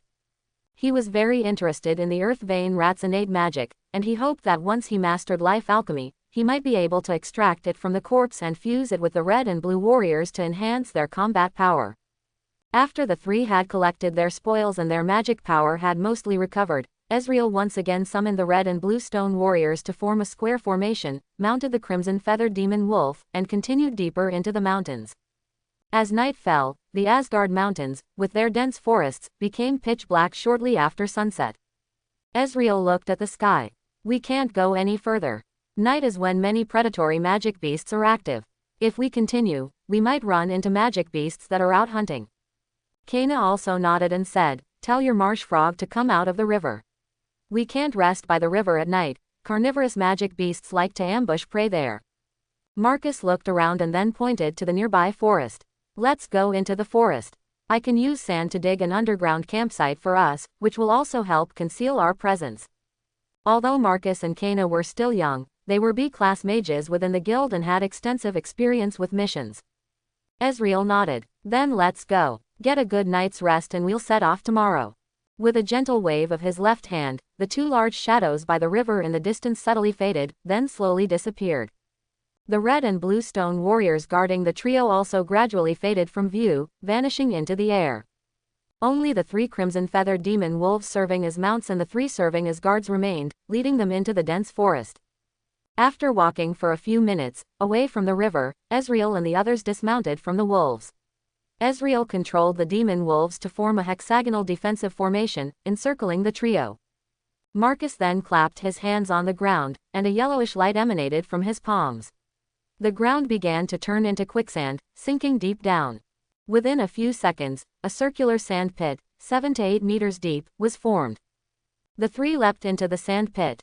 After landing, Marcus clasped his palms together, and magic power surged from his hands, controlling the quicksand in the pit to seal the top. Outside the sand pit, the 6 crimson-feathered demon wolves also silently disappeared into the night, returning to the canyon. Inside the sand pit, the completely sealed pit was pitch black. Cana's voice came through, "Light, easy." Ezreal's voice replied, "No problem." A bright white light illuminated the entire sand pit in the darkness. Ezreal raised his left hand above his head, and a fist-sized white orb of light at his fingertips emitted a glow brighter than an incandescent lamp. Ezreal withdrew his fingers, and the white orb of light automatically floated a short distance upwards, then stopped in the air. "Cana," Ezreal said softly. Cana nodded, and with a flick of her right hand, 3 cards appeared in her hand. Then Cana flicked the cards in her hand, and 3 flashes of light appeared. 3 simple single beds and 3 neat white blankets appeared in the sand pit. Cana's card magic was incredibly versatile. Her cards could be used for common elemental magic and also served as spatial tools, allowing her to store things within them. Marcus gave a thumbs up, praising, "What convenient magic. Let's eat." Cana rolled her eyes at Marcus, and with another flick of her right hand, 3 more cards appeared. This time, a small wooden table, 3 chairs, 3 loaves of bread, 3 large pieces of braised beef, and 3 large glasses of ice water appeared in the sand pit. The 3 sat down and began to eat. Ezreal was very interested in Marcus and Cana's magic, not because he particularly wanted to learn it. With life alchemy, Amaterasu, and dimensional summoning, he was already sufficient, and learning more would take up too much of his energy. He just felt that in the original work, these 2 supporting characters had decent magic types, which could have been used to greater effect, but due to their mediocre development of magic, they remained at the level of background characters. Cana had a decent role in the original work, but her strength was truly lacking. Her card magic could have done so much more, but her self-development of it was simply average. As for Marcus, let alone him. In the 7 years after Tenro Island, although Marcus's strength had improved, it was only to the level of Natsu before he gained his Lightning Flame Dragon mode. He was a good hand among A-class mages, but still not enough. If Ezreal remembered correctly, during the arc against Zerif's Alvarez Empire, there was a guy among the 10 wizard saints who used sand magic, and his combat power was extremely formidable. "Marcus, what do you think of the story of Gaara I told you earlier?" Ezreal asked softly. Marcus swallowed the beef in his mouth and gave his assessment, "A very powerful mage." Ezreal looked up. The reason I told you that story is because I believe, Marcus, you can become the next powerful sand mage like him. I have high hopes for you. What you lack is just imagination, your development of magic isn't deep enough. The beef in Marcus's hand fell onto the table. He looked at Ezreal with tears in his eyes, deeply moved, and asked, "Easy, you actually think so highly of me?" Ezreal waved his hand. "Come on, rein in your emotions, you're getting too excited. I truly believe you can become a powerful and excellent mage. Come, let me tell you in detail about Gaara's skills." Ezreal put his arm around Marcus's neck and began to describe Gaara's ninja techniques from memory. Kayna listened from the side, and as the two were almost finished, she looked at Marcus's increasingly excited face and calmly said, "Those sand magic techniques you're talking about require the user to have powerful magic reserves. Didn't you also say that the mage named Gaara was so strong at first because he had a magic beast that could control sand inside him, and the magic sand his mother left him? Without that sand monster that could continuously provide him with a large amount of magic power, wasn't his combat strength also weakened? This just proves that power gained from external objects will never last." Kayna's tone was calm and her expression was very serious. She really hoped that Marcus's strength could be as powerful as the sand mage Ezreal described. She had also hoped to be noticed by that man through her own efforts, like Mira and Urza, but after repeated setbacks from Mira and Urza, this once proud girl finally recognized reality. She didn't give up trying. She started to be down to earth. She no longer pursued walking side by side with her good sisters. She just wanted to work hard to become stronger, hoping that one day she would be seen and recognized by that man. The future Ezreal described for Marcus was beautiful, but she hoped Marcus could take it one step at a time. Dreams are always beautiful, but the first step to realizing a dream is to wake up. Marcus's originally excited expression froze. He looked at Ezreal. "Oh, right, I don't have a Shukaku or a sand gourd. The sand magic you mentioned, if I practice it diligently, I can use it, but my magic power can't sustain me using it more than a few times." Marcus also calmed down after Kayna's reminder. He knew his own situation. His magic power was considered average among his guild companions, not very vast. "I thought I could catch up to Natsu Gray and them." Marcus looked a bit disappointed. They were all the same age, he was as old as Natsu and the others, but the gap was getting bigger and bigger. In the assessment at the beginning of the year, Natsu Gray had already become an A- class mage, while he was still hovering as a B class mage. Even Kayna's strength was much greater than his, and perhaps next year Kayna's strength would be enough to become an A- class mage. While Marcus was feeling down, he didn't notice that Kayna's face beside him also darkened slightly. The top-tier mages in the Fairy Tail Guild were all exceptionally talented, with magic power far exceeding ordinary people. Laxus inherited his great-grandfather's red lightning at birth. In his childhood, his body couldn't bear his overly powerful magic power, which is why he was implanted with a lightning dragon slayer magic Lacrima.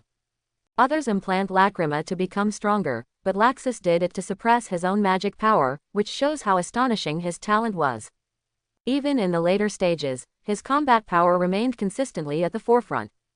Urza and Mira both naturally awakened Requip magic and take over magic on their own. Urza herself is the daughter of Irene, the founder of Dragon Slayer magic, so her high talent needs no further explanation. Even at a young age, Mira was able to independently awaken magic to take over a powerful demon like Satan. Mira continued to use Satan's soul from the beginning of the story to the later stages. In Earthland, those who can independently awaken magic are all highly talented and possess abundant magic power. Natsu was even Zeref's ultimate demon end. Even if he hadn't awakened, his internal magic power wouldn't be small. By the later stages, those who could still keep up with the combat power were basically a group of monstrous talents. Gray, the only one who relied on his own talent to cultivate, also received his deceased father's Ice Devil Slayer magic in the Tartaros arc, greatly increasing his strength. As for Lucy, the Heartfilia family had controlled celestial spirit magic for 400 years, and her mother Layla was even the owner of the 12 zodiac keys. With such excellent family genes, her talent naturally goes without saying. Ezreal patted Marcus's shoulder. "Do you trust me, Marcus?" Marcus nodded slightly. "Of course, we're friends." Ezreal said with a serious expression, "I might not be able to get you a Shukaku right now, but I have a way for Gaara's gourd." "Really?" Marcus asked in disbelief. Ezreal nodded with certainty. "Of course. That gourd is essentially just something to hold sand. The sand it contains is the key. That was the magical sand his mother, Karura, left him with her last magic power to protect himself. The new magic I've mastered can do this, but the premise is that we need to help you find a crystal with powerful earth attribute magic power, combine it with the sand you create yourself, and then combine part of your soul power with it. This way, we can create similar magical sand. We can look for it while exploring the Asgard Mountains. The magic power here is abundant, so finding an earth attribute magic crystal with magic power shouldn't be difficult. Thank you so much, EZ. Marcus hugged Ezreal, shaking him excitedly. Stop, stop, stop, I still have something to tell Kena. Ezreal pushed Marcus away in disgust and turned to look at the somewhat dejected Kena. Me. Kena glanced at Ezreal absent-mindedly. Ezreal nodded and said, I know a very powerful mage, she is also a woman, and she is proficient in card magic. Her name is Sakura Kinomoto, and she uses a type of card magic called Clo cards. Kena's eyes brightened slightly. Clo cards. Ezreal nodded very affirmatively. That's a magic very similar to summoning magic. There are 53 Clo cards in total, and each card houses a magical beast. These magical beasts vary in strength and are also the energy source of the cards. A mage can summon the magical beasts residing in the Clo cards to fight, or they can transfer the Clo cards' abilities to themselves for use. Sakura Kinomoto is a mage who uses Clo cards to fight. She is a kind, brave person who cares for her companions, just like your guild companions. Kena became a little interested and complimented, that's a good way to use magic, and the name sounds nice too. Kena looked into Ezreal's eyes and asked, are you trying to tell me that I can develop card magic in this way and become the next Sakura Kinomoto? Ezreal's gaze was steady, not exactly. The Clo cards were created by a powerful mage named Clo Reed, who greatly cherished his loved ones. After his death, half of his soul reincarnated as Sakura Kinomoto's father. Sakura Kinomoto is the successor to the Clo cards. She forged her own path, and the Clo cards truly recognized her, transforming into Sakura cards. But ultimately, she is using an inheritance from her ancestors. I hope you can become a creator like Clo Reed, possessing your own Kena cards, and not just a successor. Ezreal seemed to have a deeper meaning, his tone calm and sincere. A creator, me. A hint of self-doubt appeared on Kena's face. Ezreal smiled and asked, I remember your card magic has the characteristics of sealing, containing, and storing magic power, right? Early the next morning, after a simple meal of dry rations to replenish their strength, the three set off again. Ezreal summoned his pack of summoned beasts again, and the three rode on crimson-feathered demon wolves, advancing steadily under the protection of a phalanx of red and blue stone warriors as they explored. Along the way, the three proceeded cautiously. As they walked, Ezreal suddenly felt a chill rise from his spine. Malice. Ezreal's heart jolted. As a mage who uses light magic, he was extremely sensitive to negative emotions such as malice, killing intent, and evil thoughts. He keenly perceived that something was watching them from the shadows, radiating undisguised malice. Everyone, be careful. I feel like something is wrong, Ezreal said in a low voice. Marcus and Kena, hearing this, began to emanate magic, with yellow sand and cards clutched in their hands. Ezreal commanded his summoned beasts to stop, and the three observed their surroundings carefully, as if facing a formidable enemy. Leaves rustled in the breeze, and insects in the grass continued to chirp tirelessly, but beyond that, there was nothing to be found. The trackers Ezreal had sent out, besides observing a good number of herbivorous magical beasts with relatively ordinary magic around them, found no attacking magical beasts. Even the keen-nosed crimson-feathered demon wolves didn't detect the scent of any unusual creatures nearby. After about 10 minutes, everything around them was calm and peaceful, with the chirping of insects and birds echoing through the forest, seemingly mocking the three for their false alarm. Marcus wiped the sweat from his forehead and said, I say, Ezreal, are you being too sensitive? I don't feel like anything is wrong. Ezreal frowned and said seriously, no, my intuition isn't wrong. Something is definitely watching us from the shadows. During those 10 minutes, he felt the malice lessen considerably after they stopped, but a faint, lingering malice persisted. Kena clutched the cards in her hand, her gaze scanning the surroundings warily, better safe than sorry. Everyone stay alert. Seeing that they couldn't find any immediate danger, the three didn't waste time in one spot and continued their exploration. The forest was quiet and mysterious, with only their footsteps and the occasional bird call. Ezreal was certain that faint, malicious gazes were lingering around them, but each time he turned, he saw nothing. This unsettling feeling lingered in his heart, making him even more vigilant. The three walked like this all day, and as evening approached, the afterglow of the setting sun stretched their shadows long. Just as the three of them dismounted their crimson-feathered demon wolves and were about to dig a pit to rest again, Marcus patted Ezreal's shoulder. "Are there tree spirits among the fiendish beasts?" Ezreal raised an eyebrow, not understanding what Marcus was getting at. For the entire day, his mind had been focused on that faint, lingering malice. After being tense all day, he was now exceptionally tired, and his thoughts were somewhat sluggish. Marcus pointed to the shadow of a towering ancient tree not far away and asked with some uncertainty, "Just now, there was a pair of red eyes in the shadow of that tree." Ezreal's expression suddenly changed. Before he could react, Kayna, who was beside him, reacted even faster. With a flick of her hands, 6 cards shot out. In midair, they transformed into 6 blue lightning spears, piercing straight into the direction Marcus had pointed. The blue lightning flashed and vanished in the dim forest, turning the large tree Marcus had indicated into charcoal, slowly emitting black smoke. Caw, caw, caw. The cawing of a raven came from the charred tree, a sharp and piercing sound, like a wail from hell. The rising black smoke strangely condensed into a humanoid monster even larger than a red-blue stone golem, roughly estimated to be nearly 4 meters tall. It was a monster resembling a raven man. A pair of broad black wings on its back, like a demon's cloak, brought a chilling wind with every flap. It had humanoid limbs, but they were covered in black feathers, and its hands and feet had sharp, blade-like black claws, glinting with a cold light in the setting sun. Its head was somewhat similar to a raven's, but it had 2 short, curved horns, and its blood-red eyes were filled with malicious cruelty. It looked like a raven that had just begun to transform, barely having limbs and a rough human shape, but still 80% raven. After this raven man appeared, in the shadows of the surrounding forest, pair after pair of blood-red eyes lit up, like hundreds of red light bulbs ignited in the night. Immediately after, the owners of these red eyes emerged from the shadows. Hundreds of ravens, similar in size to eagles, appeared in the forest, flapping their wings, their red eyes staring intently at the three with malicious intent. The intense malice and fierce aura almost assailed them. Marcus's forehead beaded with sweat. What kind of monsters are these? Ezreal recognized these terrifying creatures at a glance, and his expression instantly became solemn. No wonder the tracker's thermal sensor couldn't find them, and even the crimson-feathered demon wolves couldn't smell the source of such close malice, Ezreal said, swinging onto a crimson-feathered demon wolf. These are ravens, ancient species of magical beast. They are gregarious, vicious, and enjoy causing senseless slaughter. They possess innate undead magic, ghost form. Its effect is to transform the physical body into a ghost, reducing magic damage taken, immune to most physical damage, and capable of concealing life aura. They are skilled in 2 types of undead magic: death feathers, which can release feathers imbued with a death aura. Bloody gaze. Their eyes can emit a bloody ray that corrodes flesh.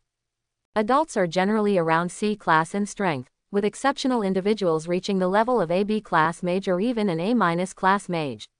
Their bodies begin to evolve towards a half-bird, half-human form, their intelligence increases, and they awaken the demon eye skill. Looking into its eyes will cause one to see illusions of themselves being killed by a raven. The one leading them should be the leader of this flock of ravens. Judging from its magical aura, it has strength approaching A class. It's definitely an evil crow king.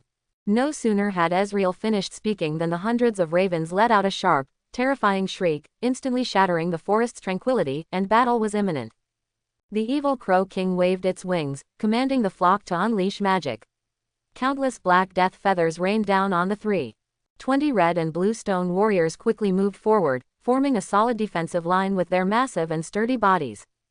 Death feathers struck the stone warriors, producing a series of crisp impacts, but like ants trying to shake a tree, they only chipped off a few rock fragments and caused no substantial damage to the stone men. Against powerful A-rank magical beasts like the Earth Vein Rat, the stone warriors might have performed poorly, but against these C-class ravens, the stone men's defense was overwhelming. At the same time, 2 marsh frogs were once again summoned by Ezreal. As soon as the marsh frogs appeared, they opened their mouths wide and frantically spewed purple poisonous gas. The poisonous gas quickly spread, forming a hazy area of toxic mist, and the raven's flight speed noticeably slowed down. However, the raven species belongs to semi-undead creatures, and their ghostly nature gives them high resistance to toxins. The corrosive venom that ordinary magical beasts would find unbearable only caused slight discomfort to the ravens, merely slowing their flight speed a little. Ezreal mounted a crimson-feathered demon wolf, with 5 other crimson-feathered demon wolves following him, spreading their wings and flying into the sky. Dimension Mana Amplification. Dimension Magic Sharing. Defense Magic, Light Array. Attack Magic, Destruction Ray. Flying in the sky, Ezreal clasped his hands together, and brilliant golden light shone in his eyes. Through the summoning contract, he transmitted half of his mana, amplified by Dimension Mana Amplification, to his summoned beasts. Instantly, all the summoned beasts' bodies rapidly expanded. The already majestic crimson-feathered demon wolves became even taller and more powerful, their muscles bulging, and their crimson wings suddenly ignited with flames. The bodies of the red and blue stone warriors trembled, slowly increasing in size to nearly 4 meters, standing like small mountains and exuding a heavy aura. The 2 marsh frogs' bodies didn't change, but the color of the purple poisonous gas they spat out deepened considerably. The magic array of the light array flashed in the eyes of all the summoned beasts. Then, golden light attribute energy particles rapidly gathered in the air, like brilliant stars surging into the mouths of the summoned beasts, condensing into dazzling orbs of light. Subsequently, these orbs of light transformed into golden lasers, spewing forth with an aura of destruction. More than 20 golden lasers instantly crossed dozens of meters, piercing through the ravens in the very front, turning them into black smoke that dissipated in the air. This successfully enraged the raven flock. The evil Crow King, leading the charge, spread its wings, and hundreds of ravens surrounded them, releasing black feathers. The ravens let out sharp cries, their feathers shedding and transforming into black arrows, whistling through the air as they shot towards the red and blue stone warriors. However, the stone men showed no fear. They uniformly raised their shields, forming an unbreakable defense line. The death feathers struck the shields, producing a dense clattering sound, and sparks flew, but the stone men's footsteps remained unmoving. Seeing this, the ravens' eyes widened, glowing red. Beams of blood-red light shot from their eyes, like the gaze of a demon, filled with evil and the aura of death. The blood-red rays struck the stone men, sending up dazzling sparks. The stone men's bodies trembled slightly, and charred marks appeared. But relying on their massive size and extremely high defense, they remained standing, becoming solid cover for Marcus and Kayna. Ezreal, riding on a crimson-feathered demon wolf, was like a shining star in the night sky. He led 6 crimson-feathered demon wolves, drawing away a large number of ravens, and engaged in a fierce aerial battle. Although the crimson-feathered demon wolves were only C-grade magical beasts, with the enhancement of their burning fiery feathers, their speed far surpassed that of ordinary ravens. They transformed into 6 streaks of fire, nimbly weaving through the night sky, dodging the ravens' attacks. Beams of destruction ray shot from the mouths of the crimson-feathered demon wolves. The golden rays pierced through the ravens' bodies like sharp swords. Wherever the rays passed, the ravens' bodies were instantly perforated, turning into black smoke that dissipated in the air. They could dispatch a raven in 2 or 3 moves, demonstrating powerful lethality. And Ezreal, riding on the demon wolf, also continuously released Amaterasu, his hands moving, mana gathering at his fingertips. One after another, fist-sized white meteors streaked across the night sky, carrying a beautiful yet deadly light. The meteors struck the flock of crows, releasing intense white light and exploding.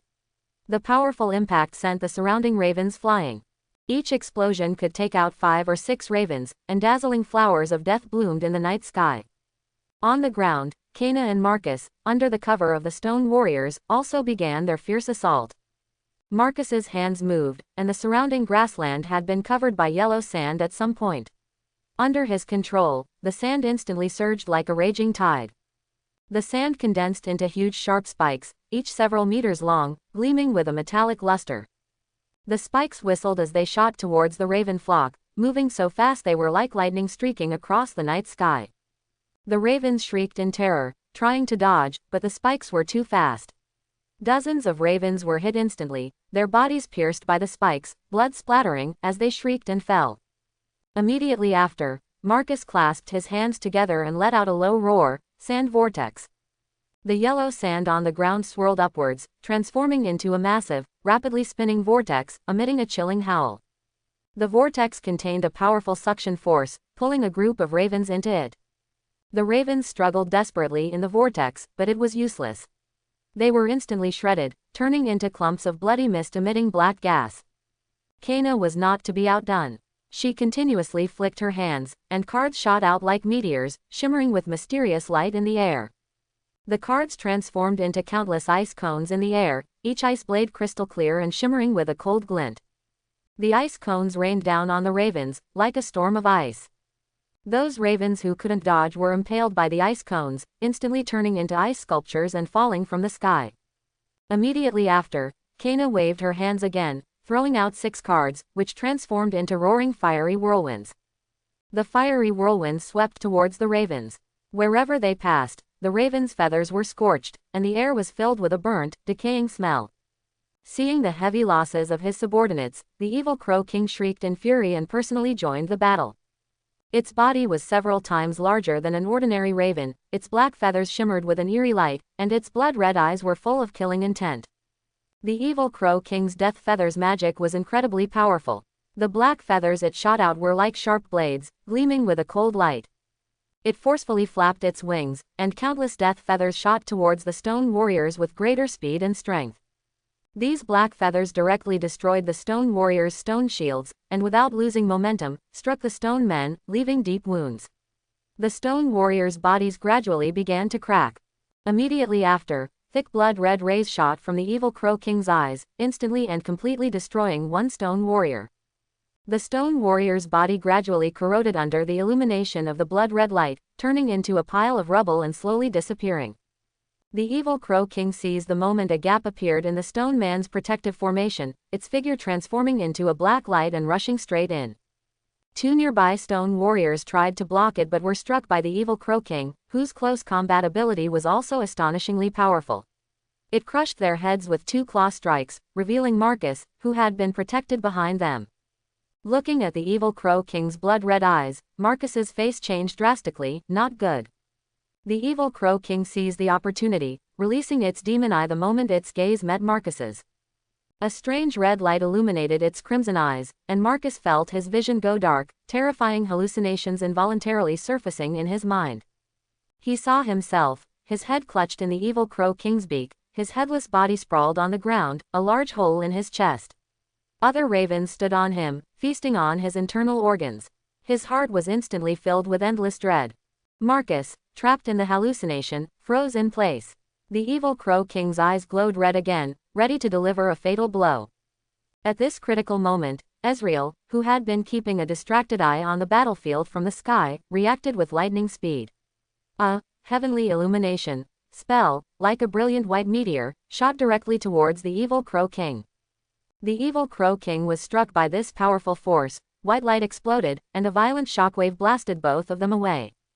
The evil Crow King was covered in numerous white solar energy particles from the heavenly illumination explosion, which continued to burn its body. It instantly transformed itself into a cloud of black smoke, abandoning the burning parts, and flew backward with a shriek. Marcus also broke free from the hallucination due to the sudden impact. He gasped for breath, sweat pouring down like rain. His body was also stained with some solar energy particles from the heavenly illumination explosion, and the burning sensation on his skin jolted him awake. Marcus, snap out of it! Ezreal shouted, forming a hand seal with one hand, and the heavenly illumination particles on Marcus's body extinguished. Kena also shouted, don't give it a chance to breathe. Marcus composed himself, his hands once again dancing, manipulating the sand to form a gigantic sand pillar that crashed into the black mist form evil Crow King with overwhelming force. The evil Crow King was struck by the sand pillar, and the black mist shrank considerably again. However, the evil Crow King was powerful after all. It reformed its body again, and surprisingly, its aura was only slightly weakened, with no obvious injuries on its body. The evil Crow King's eyes widened, shooting out 2 thick, bloody beams of light, destroying 2 more stone warriors and heading straight for Kena and Marcus. The 2 quickly dodged, and the bloody light hit the ground, immediately corroding a large pit. Ezreal said to the 2, Kena, Marcus, I'll take care of the ravens in the sky. The ones on the ground are up to you. Kena and Marcus responded in unison, don't worry. Ezreal, riding a crimson-feathered demon wolf, maintained a certain distance from the raven flock, while the other 5 crimson-feathered demon wolves charged towards the airborne raven flock like arrows from a bowstring. Heavenly illumination spells shot out from his hands one after another. These fist-sized white meteors, trailing long plumes of fire, streaked across the night sky like brilliant stars. The moment the meteors collided with the raven flock, an intensely bright white light erupted, so dazzling that it was almost impossible to keep one's eyes open, accompanied by earth-shattering explosions. The powerful impact, like an invisible giant hand, violently flung the surrounding ravens far away. The ravens' feathers instantly ignited, turning into leaping flames. Their mournful screams echoed through the sky.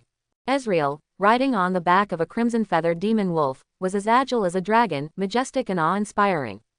The destructive beams of light spewed from the mouths of the crimson-feathered demon wolves, intertwined with the heavenly illumination meteors he continuously released, weaving a dense and impenetrable net of deadly firepower.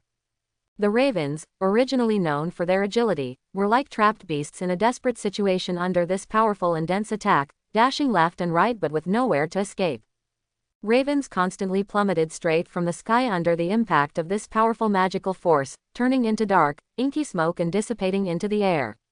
On the ground, Kayna's hands moved swiftly, the cards in her hands leaping and shimmering like spirits.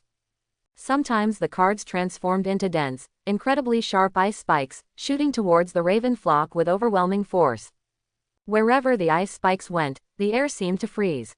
The ravens shrieked in terror, trying to evade the deadly attack, but were struck by the high-speed ice spikes, freezing into ice sculptures and falling to the ground.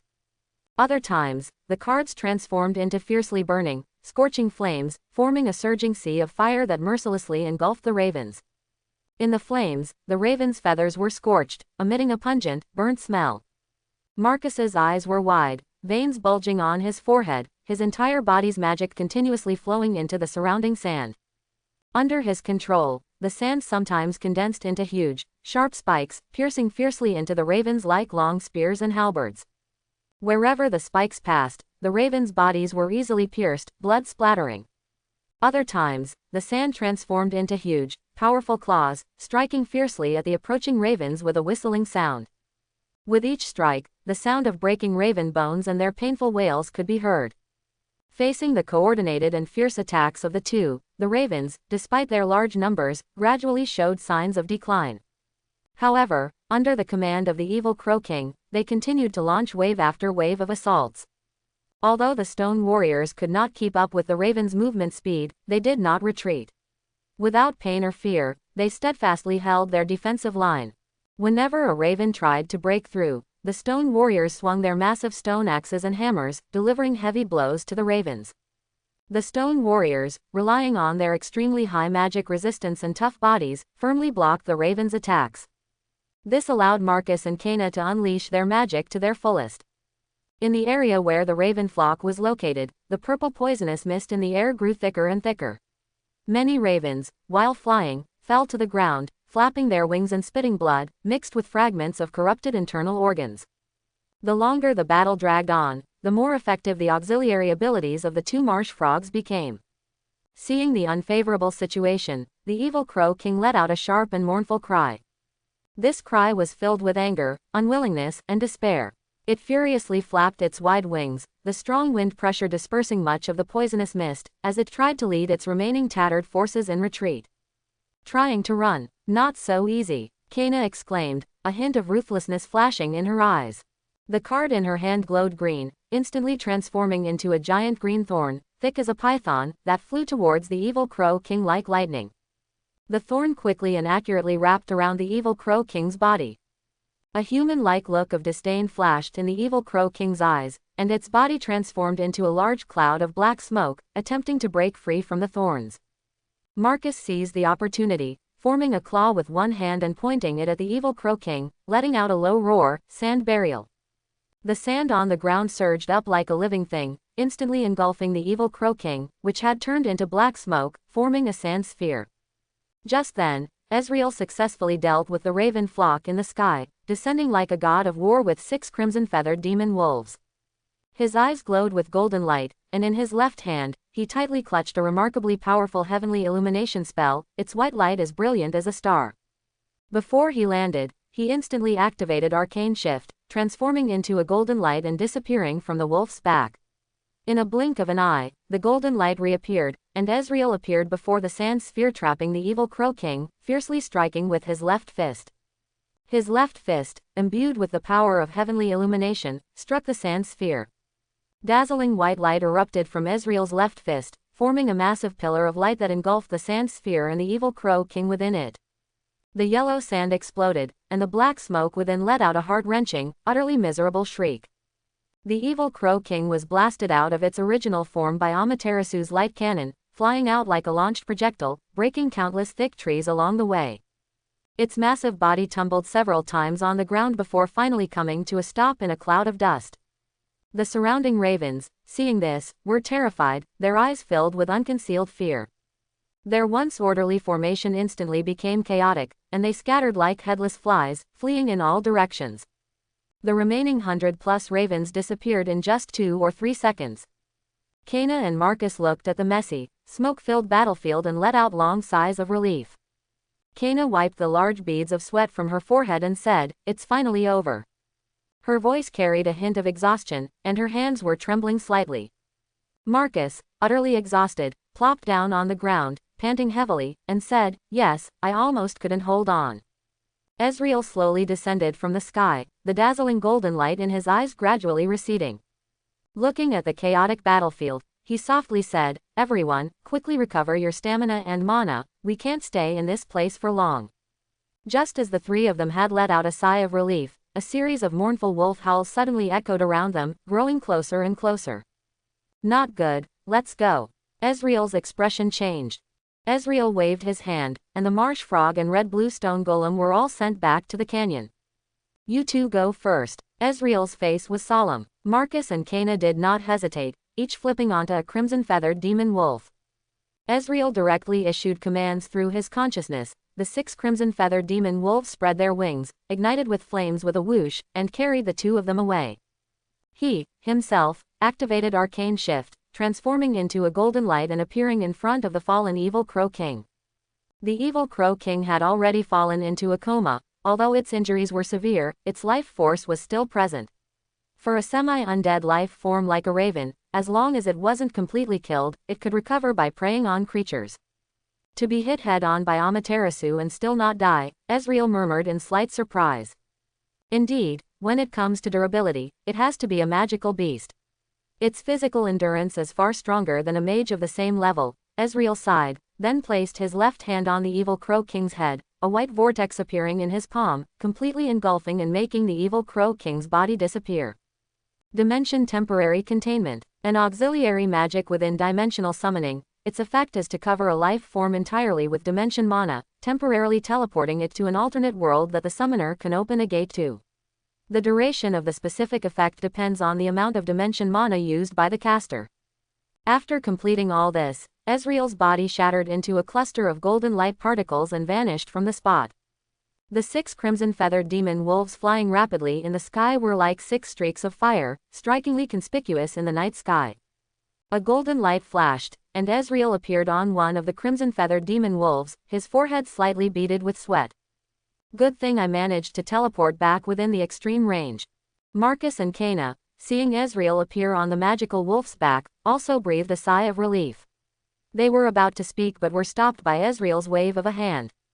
"First, run for your lives. The predatory magical beasts around here have all been attracted by the recent battle. I sense several mana signatures approaching A rank or even A rank. It would be troublesome if we get entangled." Ezreal nodded to the 2 of them, a golden light flashing in his eyes, and he once again activated Dimension Mana Amplification. The size of the 6 crimson-feathered demon wolves was further amplified, and their flight speed also increased. After flying continuously for over half an hour, Ezreal and the 2 others finally found a quiet cave. Marcus sealed the cave entrance with yellow sand, leaving only a few small holes for ventilation. Ezreal condensed several small light orbs and threw them onto the cave ceiling to act as incandescent lamps. Kayna, in turn, once again took out 3 beds and a table of food from her cards. The 3 of them were too tired to speak, devouring their meal, eating and chugging water to wash it down. The meal was finished in less than 5 minutes. The 3 of them collapsed onto their beds, panting heavily.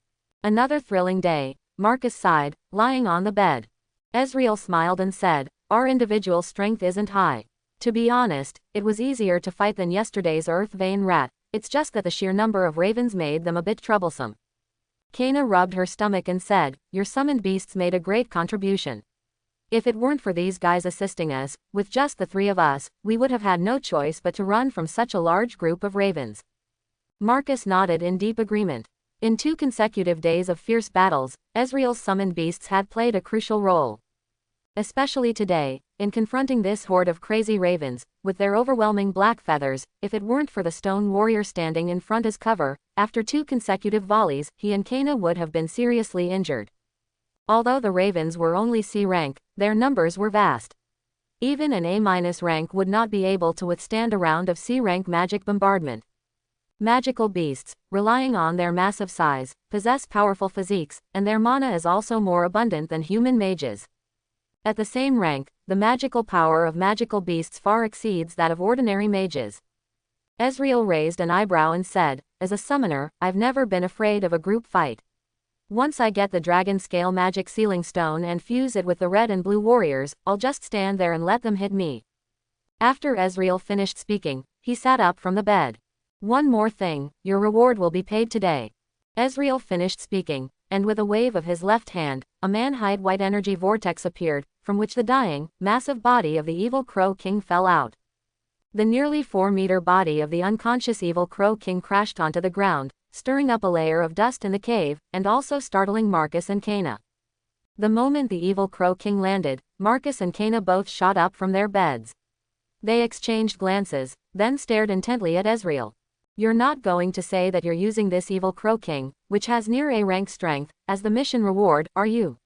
Marcus pointed at the large creature on the ground, somewhat uncertain, and swallowed hard. Ezreal nodded and said, of course. Kena covered her face somewhat helplessly and said, this guy is an adult magical beast. Judging from its size and strength, it's at least 40 or 50 years old. Such a magical beast is incredibly wild and basically impossible to tame and sign a contract with a human. I wouldn't make such a common mistake. I have a way with this raven. Ezreal jumped off the bed, his left hand forming a claw, and he made a grasping motion towards the evil Crow King's collapsed body. An eerie green light illuminated the evil Crow King's body, and the dark green glow gradually detached, finally coalescing above its physical form into a phantom evil Crow King. The phantom evil Crow King, made of an eerie green light, widened its eyes and scanned left and right. Then, seeing its own prone body, it immediately flapped its wings, opened its mouth, and let out a silent roar at the 3 of them. This is the evil Crow King's soul. Marcus's eyes widened, his face filled with disbelief. Ezreal gave Marcus a confirming look, and with a gesture of his left hand, the phantom evil Crow King slowly compressed and condensed until it was the size of a watermelon, resting in Ezreal's left palm. Soul magic. Kena was also stunned. She stared intently at the soul in Ezreal's hand and asked, what exactly are you trying to do? Ezreal's lips curved slightly into a confident smile, I'm going to reshape its soul. With that, Ezreal withdrew his left hand, and the green orb of the evil Crow King's soul floated quietly in the air. His pupils had, at some point, also turned an eerie green, and he began to form complex hand seals. Streaks of eerie green light shot from his fingertips, intertwining around the soul orb. The originally calm soul orb suddenly began to struggle violently under the shufu of the light, emitting a wild and ferocious aura. Ezreal was fully concentrated, and beads of sweat gradually appeared on his forehead. As the light grew more intense, the evil Crow King's soul orb gradually quieted down and began to shrink slowly. After a while, the eerie green light surrounding the soul orb was gradually absorbed, and a soul orb 1/3 smaller than before appeared in Ezreal's hand. It's done. Ezreal let out a long sigh.